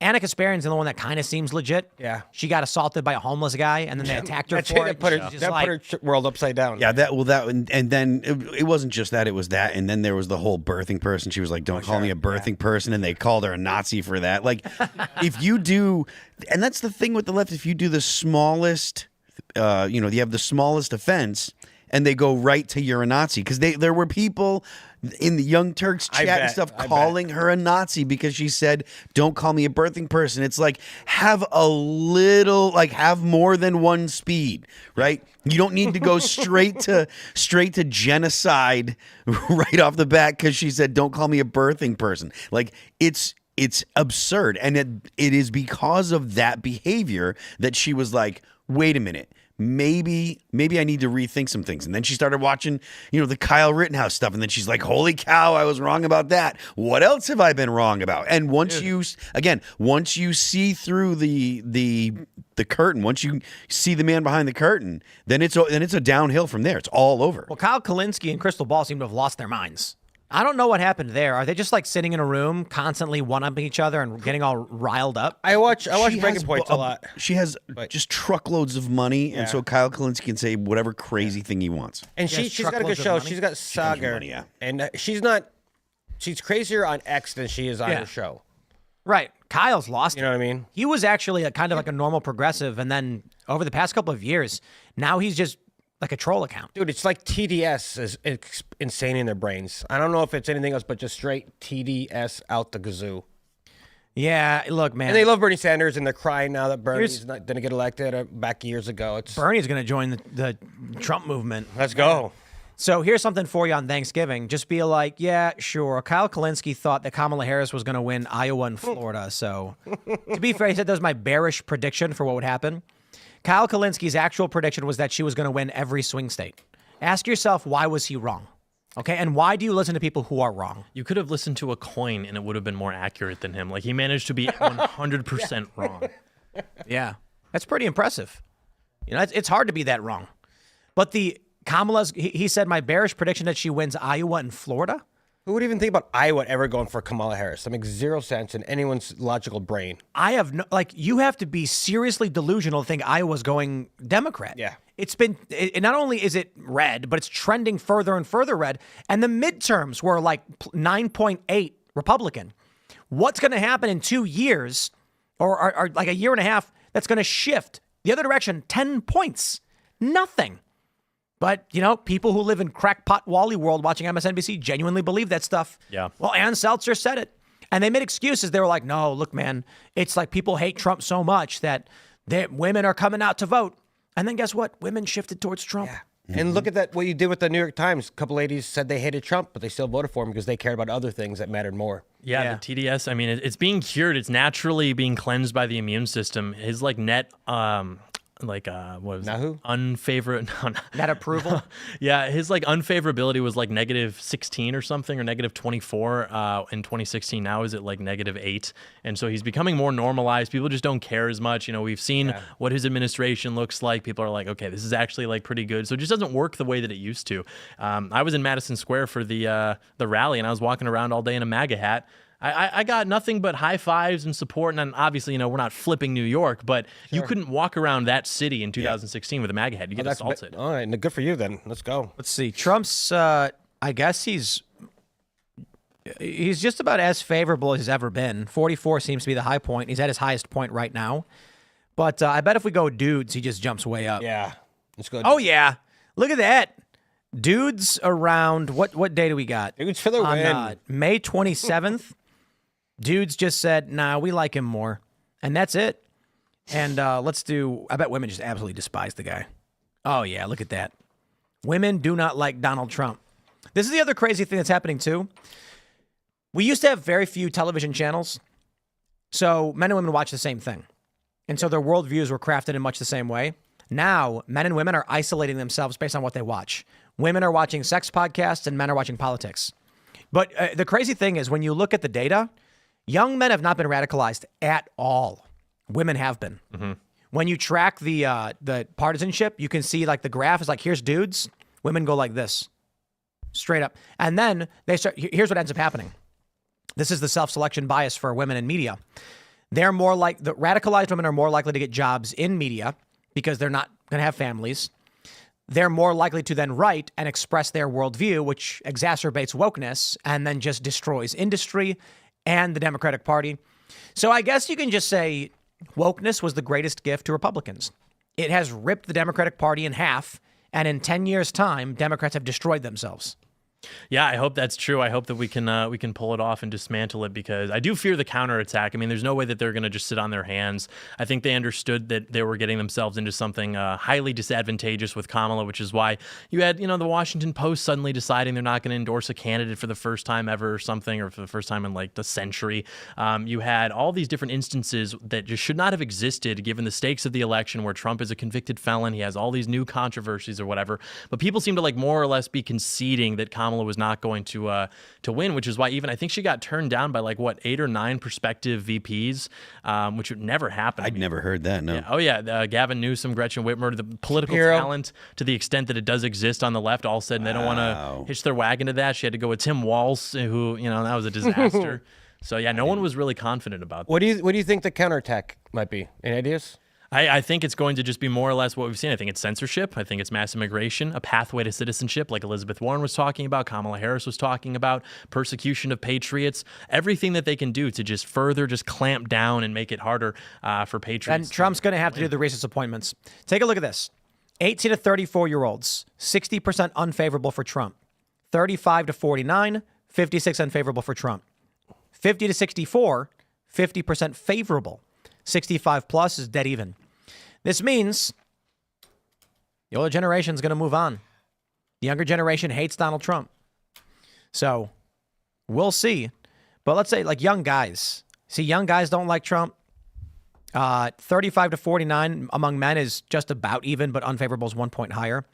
50 to 64, very favorable, and 65 plus men is very favorable. Women overwhelmingly do not like Donald Trump. I think the young men are going to break out of it. Yeah. I feel like they do, just because what their world is, and they like young ladies and they want to get with the young ladies, and they watch certain news. But once they look at that. Once they grow up. White favorability around May 27th shifted positive, net positive. Let's see white women. White women, 52 to 45. They still broke, though, for Trump. 52%, right? Voted, as a majority. Yeah. Wow. White men and white women. That's interesting, too, because if you look at Latino favorability, it's 39% favorable, but he won, 45% of Latinos? Mm-hmm. Yes. So a lot of people might be like, I don't like him, but I'm going to vote for him. Yeah, that's a big difference. Of mass deportation, by the way. George Bush got 39% of Hispanics, and all of the neocons were like, see, this is why we need to get this immigration stuff done and focus more on traditional family values and things that appeal to Hispanics or whatever. And then Trump runs on mass deportations and actually wins more. So immigration is a winning issue. And Yeah. Let me. It's 70% of Americans are okay with mass deportations. Mm-hmm. I got to show you just how stupid people are. I'm sorry. I got to say it. I don't mean to say everybody's stupid, but a lot of people are. Kamala Harris's job approval rating spiked when she announced that she was running for office. When she took over for the front runner, a bunch of people were just like, now she's doing a good job. It's like, oh, come on, dude. So among Democrats, look at this. The moment that Biden steps out, her approval rating jumps about 10 points, 11 points. Yeah. Among Republicans, the moment that Biden drops out, her favorability dropped 2 points among Republicans. Republicans were largely not moved. When they were asked, how is she doing? Bad. Biden's dropping out, still bad. Yeah, she was the lowest rated VP in history, and then she gets that boost simply because they now view her as the person who will stop Donald Trump, which is why you look at the polling. Most people who voted for Trump say they're voting for Trump, not so much against Kamala. It's the opposite. Most people who voted for Kamala say they're doing so to oppose Trump, less simply because they support Kamala. So it's like the last 10 years, like we were talking about, has been defined by Donald Trump. Every political conversation has been in reference to Donald Trump, whether or not you love him or maybe you hate him, like it is Trump. And anyone who has energy on the left only has so because they can oppose Trump, not offer anything new. It's actually pretty funny. Abortion. Do you think abortion should be legal in most cases, in all cases, illegal in all, illegal in some? And if you look at men, 34%, the plurality says illegal in most cases. 30% says legal in most cases. 24% say legal in all cases. 6% says illegal in all cases. So it's very heavily skewed massively towards restrictions. For women, 38% say legal in all cases. 29% say legal in most cases. It's a complete inversion. Yeah. Women overwhelmingly say it should be restricted to some degree. Women overwhelmingly say it should not be restricted at all. Yeah, I mean, that's what feminism is at its core, right? Like liberation from the reality of your sex, from biology, which is why anytime women start moving towards feminism, it comes in degrees, whether it's birth control, liberation from family structure, total abortion access. Like this is the ultimate goal of feminism as a political project, is that. Well, it's the liberation from being a woman, which is ironic considering, they are supposed to be pro-woman, but it's the liberation from all of the things that make you a woman. Yeah, so it's counterproductive to wow, even Pantsuits revolution. Even 18 to 34-year-old males think it should either be illegal in most cases, legal in most cases, number one, illegal in most cases, number two. Among 18 to 34-year-old men, they're in support of restricting abortion. That's pretty wild. I didn't expect that. And then, of course, the females are going to be just wildly in the other direction. All cases, of course. Yep, legal in all cases. That is so nuts. And you know what this is? I think the reason why that is because women are being raised as men. So men and women are different. But if you look at the way women speak, like I don't want to be too crass, which is why I didn't get into it in full detail. But there are things guys say to other people to insult them that is specific to being male that women say and don't say the inverse. Like, I'll explain on the members only show. We'll talk about this on the members only show, and we'll talk about some other stuff, I guess. But I don't want to get. But the point is, women are speaking on social media like guys speak, and we view it as normal. It's just the way you insult. It's the way you speak, and I'm like, it's kind of weird when you notice it. But that means that young women are growing up watching media, adopting male mannerisms, male talking points, and male anatomical insults. And I'm just like, okay, so like women are being raised as men. So of course they want abortions. They want to live like men do, who don't get pregnant. Yeah. I mean, I think, they I don't know if this has been your experience with women, but they tend to not like accountability. And I think that abortion provides that to them because it's the get out of jail free card. They can live as they want, have their little like girl boss phase in New York City or something. And they get ran through by all the finance guys or whatever. And then there's that get out of jail free card where it's like, I don't have to deal with the consequences of these decisions. I can just live my perfect little. But isn't it weird that guys are saying they want abortion to be restricted in some capacity? They're the ones who don't have the choice. I think it's, women aren't going to like this, but I think it's actually because we don't have a dog in the fight, we can view it more objectively and been like, should we as a matter of policy endorse this or prohibit it in our laws? And I think that you do have a dog in the fight. A guy can be falsely accused and made to pay for a kid who's not his for 18 years. Mm-hmm. There's a lot of issues pertaining to men getting, I don't think that's as salient of an issue. I don't think the issues that issue is men don't have a choice when it comes to having or not having the kid. If a man and a woman get together, the man has no choice. You'd think logically then guys would be like, we should unrestrict it in all capacities to increase the likelihood. But in fact, men are just like, I have zero choice in this. I'd prefer the kid to live. What about there's a big percentage of the young men who aren't having sex nowadays, right? Until That's true too. So they're looking at this and like, why do these women get to, I don't know how to say this. Why do they get to make a decision to kill a life if they should close their legs? They're thinking like, if I'm unable to open my legs, I don't know. You know what I mean? Let's talk about this at the members only show. Okay. So smash that like button, share the show with everyone you know. Become a member over at timcast.com for that members only call-in show coming up in about 25 minutes. You don't want to miss it. As a member, I get a lot of people, they're always asking like, how do I get involved? What do I do? Well, the first thing you do is you join the Discord server to hang out with people. They got real world meetups. They got pre-shows, after shows, all that good stuff. You want to get involved. And when you're a member, you're supporting the show. So go to timcast.com right now. Click sign up. Do it. And then we're going to take callers. Actually join the show. All right. Kyle says, any American that wants to vote should be able to meet one of these 4 criteria. Net taxpayer, sign up for selective service, have 3+ kids, or pass a 20-question test on the Constitution with 85% plus. Agreed. I just say... yeah, any one of those is good. I like the idea of having a test to show that you understand how our government works.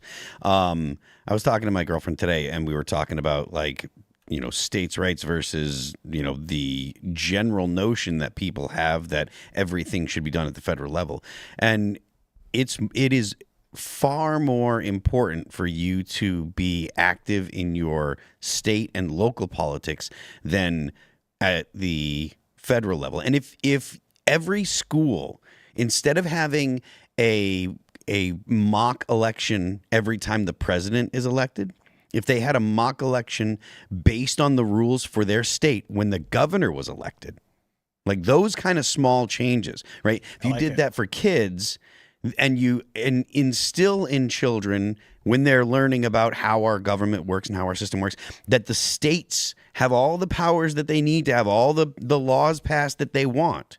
But like literally, like the states are empowered to do to pass all kinds of legislation. And that's the way that it's intended to be. the federal government has abused the necessary and proper clause, and they've abused the commerce clause to the point where they're unrecognizable. But if you had kids learning things like how their own state works, because all the states have different nuances in the way in their process and stuff, they're not exactly the same. But if you had kids do things like mock elections for their governor as opposed to a mock election for the president once every 4 years, that kind of stuff could really instill in kids that the state is more important than the federal government when it comes to what really affects your day-to-day life. Yeah, we the show's been preaching that message for a long time, and many folks are in the know that local elections are what matter the most for yourself, everyday lifestyle. Mm-hmm. Well, I will briefly mention this. Derek Evans says Rhino Senator Shelley Moore Capito refuses to support Matt Gaetz for AG. When asked by Politico, she said no comment. When asked by Fox, she said he will have to go through the Senate process. Then again, look at her Liberty score. This is why I'm running against her in 2026. Derek Evans, he's got big following. He's got 125,000 followers on X, and he is running to primary Shelley Moore Capito. She has a F Liberty score from the Conservative Review. So I assume that means she's a Democrat pretending to be a Republican. And that makes sense considering West Virginia was actually a Democrat state for a long time. I think that's Riley's aunt. It is indeed Riley Moore's aunt. And Riley's great. His aunt, not so much. She's in favor of red flag laws and lied about it. So maybe I have no confidence. I really don't. That Riley could talk sense into her. So Riley's the dude who got in as state treasurer in West Virginia and then banned ESG. Like he just straight up stuck his neck out against all these massive corporations. And I have tremendous respect for that. I don't know why these politicians are so intent on being some weird old guard anti-humanity machine. It makes no sense to me. Lady, just be like, we don't want red flag laws. I don't get it. And she was just voted the chair of a Senate Republican Policy Committee. Well, So she's fourth in power. she's going to lose her next primary, so God dang it. Gosh darn it. Heck yeah. we'll see. Derek Evans is running against her. There's some other people are as well. But Derek Evans seems to have a decent following. So, I made a tweet, and I said, looks like we got our first primary challenge. I'm going to hit a little refresh here on the old X account. 14,000 retweets. And is that Elon Musk? What? Doesn't sound like she reflects the view of her constituents. Oh, my. Look at that. And then right below it is Derek Evans with his link to fundraise. You know what, Tim? I'm going to help you support and get the word out. I will retweet as well. I'm not doing anything supporting anybody. All I'm doing is reading things on the internet. I'm going to confer with my lawyer about what is the best way I can be involved and what can and needs to be done. Maybe I'll buy some billboards, just personal speech billboards that I want to have. Nice. All right, let's grab some more super chats. Jacob Parody says, hey guys, we cannot get comfortable after this victory. A prominent TikTok influencer named Chris Valenti is using Trump's actions and comparing them to Hitler's. The Hitler narrative isn't going away. Well, it's certainly pissing people off, so let him do it. Sean says, Tim, tell everyone to vote for Brandon Herrera to become ATF director. On RFK's website for administrative recommendations, Brandon said he'd have the authority to start a 90-day machine gun amnesty. Whoa. Oh, I would buy so many. That would rule. 90-day machine gun amnesty. So what do we got to do? Everyone's got to go to what's his website? Does anybody know what is it? No. How do we find his website? But how do you vote for it? It doesn't really matter because people wanted Rick Scott and he didn't get it. So how do we make the change? How do we get him in there? Trump, if you're listening. I don't know what that website is, so if we knew what the website was, maybe we could get to it. Yeah. I think he said RFK's website. I'll look. I know. I just went to it. It's just I don't know what's there. What's his website? RobertFKennedy.com? Maybe. I'm sitting and looking. Alexa. Well, don't know. Can't find it. Let's see if someone else. All right. Someone tweeted at me if you have it. Okay. Let's go. All right. We'll grab some more super chats. Let's see. William Nettle says, Tim, I am boycotting until Ian's coffee is back in stock. This is unacceptable. You should be ashamed. So, we've been doing the contest. Alex Stein versus Ian's Graphene Dream, and Alex is just he's not getting it. People want the good stomach. Rushing. You know what I think it is? The cocaine. It's not really fair to blame Alex or say Ian's better. 2 times caffeine is intense, and I wouldn't drink that. Like, that's not for me. That's an energy drink, you know what I mean?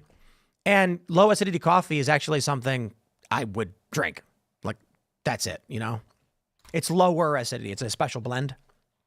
But people love it. They say it tastes the best. When we first started Cast Brew, Rise with Roberto Jr. was our signature flagship. That's why Roberto Jr.'s on it. And then everyone started buying Appalachian Nights more and more and more, and now it just sells out instantly. It's crazy. Yeah. So again, Unwoke is the promo code. All of your decaf Unwoke will be half off because we had requests for decaf. So we made Sleepy Joe and Unwoke, and we sold them to the people who wanted them, and then people typically just do not buy decaf coffee. I'm surprised people would even buy coffee that's decaf. Right. You know, Some people wanted it, so we made it. We did a standard batch, 5,000, and I think we have like 1,000 left. So it's like, okay, we're going to order less next time, and we'll do a 50% off right now to sell what we've got remaining. I mean, it tastes good. You know, it's good stuff. Jason Dixon says, Tim, I demand more Raymond. I've been one of your longest members and followers. We need this. You can pay him in crayons. Same pay as Phil. Well, that is good. And I will also say, stay tuned, sir. I hear you want to open a coffee shop. Oh, snap. I thought that earlier when you said what you were doing, but I'm excited to hear this news. All right. We got Jaded Krigsman. Says, here's a theory. Gates is at least in part a potential sacrificial pick. By nominating him, the swamp focuses on him, and the other nominees skate by. And if Gates fails to pass, he goes to second pick. Or he gets appointed senator in Florida when Rubio leaves. So there may be some 4D chess going on. Gates may not actually be AG. He doesn't want to leave his constituents. He moves to Senate. He gets appointed. Probably wins re-election in Florida because people like him. Sure. So if he doesn't make it as AG, dude, Matt Gates AG. If he goes, who can be AG? And who we think about next? Mr. Well, some people point out this could be a big ask. No, that's what I mean. But if he's gone, Trump's going to get someone who's comparably good, but not Matt Gates. Guess we'll see. bummer. Alcoholic says Haley Welch for White House spokesperson. Yes, agreed. That would be funny because she'd be like, I don't know what y'all are talking about. They'd be like, I have a question about Iran. They recently reignited their talks for a nuclear deal with the incoming administration. She'd be like, huh? But that's the meme, right? Rebecca Karn says, I know I'm a little too late, but to all the girls saying Korean women are doing 4B, why is there a lot of money in dating and marriage meeting services? My family lives in Korea. Never heard of 4B. Because it's an American thing. Americans are like they say a couple hundred people in Korea were like, yeah, we're not going to be with guys. And it's like, okay, it's probably just gay women. You know what I mean? It's easy for them. I put the Brandon Herrera thing. I'm putting it in the IRL Slack. And what is it? It's from Nominees of the People? Yeah. Oh, I see. Okay. Nomineesofthepeople.com. That's the website. Yeah. And Brendan Herrera has 25,000. What do I do? Just click it? I guess. Oh, you got to log in. Oh. Wow. 25,642 people have logged in, signed up for Kennedy's website, and then voted for Brandon Herrera for ATF. Thank you for all the people that put that into my feed. I appreciate it. Wow. Director of the ATF? I mean, dude, if they did that, holy crap. It's just dream come true. So good. Like I said, I don't want to come down off this mega high. It's too good. RFK Jr. or anybody out there who's listening who is working with him or knows him, you just got to tell them. I mean, I could DM him probably. Can I just tweet at him? I would like a belt-fed machine gun. Oh, yeah. What's how do you find his?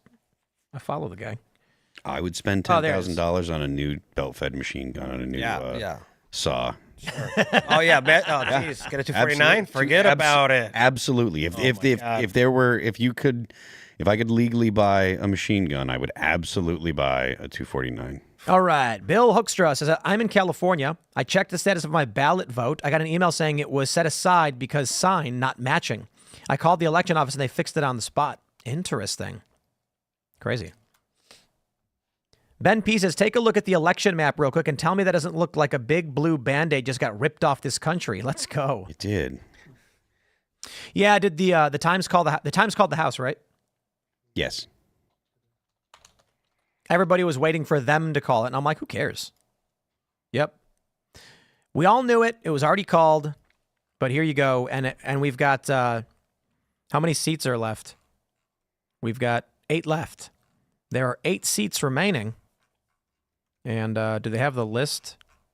Uncalled House races. They keep changing it. There we go. So it looks like, I think what? California's 45. Wow. 236 votes separating us, so we don't know where that's going. Miller Meeks is just about done, but 801 votes. They might try and do a recount. Is that rapper? No. But it's looking like Republicans are going to have 220, maybe. It could be as high as 224. Who knows? Yeah, I doubt these other districts that are going blue are going to flip. Either way, Republicans win it. Cry more, Democrats. All right, Bill Hoekstra says, not only vote, check your vote status. Well, okay, people should do that. Mark says, Mountain Dew is not food, it's a recreational drug. I agree. All right. Charitard says, PA is gearing up to flip Bucks County back to Bob Casey. The Electoral Commission told the state Supreme Court they would count illegal votes. Yes, you see that today? I mean, I've been following it a little bit. The commissioners are like saying, yes, we will count the illegal votes just because it'll bring attention to higher courts. And the Times has not called it. It's insane. Decision Desk and a couple others have called it because he's up by 24,000 right now. And so they're starting to count ballots that are past their dead, that were sealed improperly, that the signatures don't match, the dates are wrong. They're basically just saying, don't care, find the votes. And that's our boy's county. Pressler, he's Bucks now. That's where he lives? Yeah, he's Bucks. Wow. I mean, it's basically been called by everybody. So the courts are likely going to shut it down. That's crazy. I hope so. And just saying you're going to do it illegally just because you want to get attention to it. You shouldn't do anything illegally for any kind of attention when it comes to voting in elections. All right. Stone Mason says, hey, Tim, I hear you have an extensive Time magazine collection. I don't. I have a Life magazine collection. Why don't we go 50-50 on buying the whole company? You'll have to front mine. It's tied up with a Nigerian prince currently, but I'm good for $400 million. Trust me, bro. We have, I think, like 95% of all Life magazines. Every single one, going back to the beginning. I have the first one. That one's harder to get. So all of the Life magazines, basically, I went to an antique store, and there's just boxes of them everywhere. And I said, I'll take them. And so we've got duplicates. We've got to have someone sort through them by date because it hasn't been done yet. There's a lot of them. But we have the number one. So before it was Life magazine, it was called something else. And it was this big broadsheet thing. And then it got bought, taken over, and changed into Life magazine. And the first one is boring. But on the counter, we have the, what's the guy's name? Tuzi or what is it? I keep forgetting his name. He's the guy who bombed Japan and he's smoking a cigarette and he's like, yep, just killed all those people. Crazy. All right. Saravia says invaders will self-deport if employers are jailed for breaking labor laws, immigration laws, payroll tax fraud, and discrimination against citizens. Agreed. I hope Homan or whoever Trump gets in just goes for it. Homan sounds like someone I would want to be friends with, the way he talks about immigration. If you run a business and you have non-citizens working illegally, there should be a criminal investigation. And if it is determined that you knowingly hired these people, you should go to prison. Now, I say that carefully because a lot of employers don't do direct hiring. The guy who runs the business might have managers who handle hiring. Sure. The question is, whoever hired this person knowingly that they were not a citizen should get to prison. And I'm going to be fair and reasonable. If the non-citizen lied and the hiring manager was unaware, I don't say prison for that. But these guys typically know what they're doing. So find the prove they knowingly hired people illegally, and lock them up. Yeah, just fine them like $10,000 per employee per day, and it'll dry up very quickly. Yeah. And if you find make the whole business, yep. If you make it impossible for these people to earn a living in this country, turns out they don't actually just like love America just because we're just so great. And they came here because they wanted to exploit these opportunities. And if you dry those opportunities up, they'll go home. I say that's good. Yep. 10,000. Like so for the owner of the business, even if he had nothing to do with hiring, $10,000 a day. Fine. Like an OSHA fine when you do something wrong. Yep. So this guy worked here for a year. That's $10,000 times 365. Oh, per day. Okay, let's go. Yep. Okay. Maybe we put a cap on it at like $250,000 though. Otherwise, the business shuts down, and then there's just no business. Yeah. There's got to be. We're pro worker here. That's like the moderating force between Kristi Noem's like maybe more soft approach, or maybe the Homan's more. Actually, Kristi Noem executed a dog, so I don't know. Well, maybe she's like the real. Teeth didn't the dog like sprain its ankle? So that's a reason. No, she said it was biting. I'm just kidding. I'm just read about it online. I don't know the details. All right. Jack Bailey says, Tim, what about invoking the 3/5 compromise towards illegal immigrants? Would it cause them to bus in too many of these people, and would it be too many for them to justify legitimately? I don't know what you mean. Why would you give non-citizens direct voting power? Like right now they have indirect voting power. Why add voting power to it? Yeah, they're already being counted as people on the census, which is increasing the representation of those states. So, I mean, if we have the power to like make a change like that, why not just have the power to make them go back? Like we don't have to compromise. These mass deportations are going to ensure that Republicans win every election for the next decade. This is why they're so terrified. Democrats are going to lose between, the estimates range from 1 to 7 extra electoral votes. Mm-hmm. Come 2028, California is going to be like, whoops. And everyone's for it. It's a super pro-American. Everyone in America wants it. Except for the Democratic Party that's cheating. Yeah, but there's like 80% of Americans, so even a lot of Democrats want it. All right, let's do this, and I'll debunk this next one. So, the Millennium says, conspiracy, 20 million missing votes equals people who voted for Biden to get their student loans forgiven, also cheating. It's not 20 million. Kamala Harris currently has 73.2 million to Trump's 76. So Harris is missing about 8. Was it 81, right? Yeah. So she's missing about 8 million. And it's likely the expectation is that in the end, she'll be down 7 million. But Trump is up 2. So actually, we can account for 2 million. They moved from Democrat to Republican, which we believe to be correct. He gained in a lot of areas. And then I think it's fair to say with COVID lockdowns, they were able to get more ballots harvested. People were guaranteed to be home. 100%. Yeah, I mean, and also this time they didn't mail ballots out. Yeah, like that they were mailing ballots out to anyone that was on the census. That was my understanding. They were mailing ballots out, en masse in 2020. If you're mailing them out and then going out and harvesting them, it's much easier to. I think certain states, because I didn't get one in 2020. I got one this year because I asked for one because I listened to Trump and I wanted to go early. But it didn't come until the Saturday before the freaking election. So I took it in and got provisional. But yeah, either way, a lot of states just, if you got it in 2020, PA sent it out this year again. They just keep doing it. And lawsuits from Republicans took like hundreds of thousands of these voters off rolls in various states, which was very good because I forgot who said it. Somebody who's like very smart and works in this kind of stuff had a quote that was something to the effect of like, once you cast a vote, it's very hard to undo it. And so that's sort of been like the dirty secret in politics with all of these like Democrat-run cities. The DNC organizations there have been doing similar things in terms of like harvesting these ballots for a very long time. And in 2020, people just started to catch on to it. All right. Iron Comics says, in my first super chat, I would think it would be awesome if you and other like-minded people buy MSNBC and make it nothing but Alex Jones all day, every day. That's interesting because they wouldn't be able to ban it.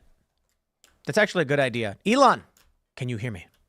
Can we buy MSNBC and just put Alex Jones on it and like literally just bring InfoWars back?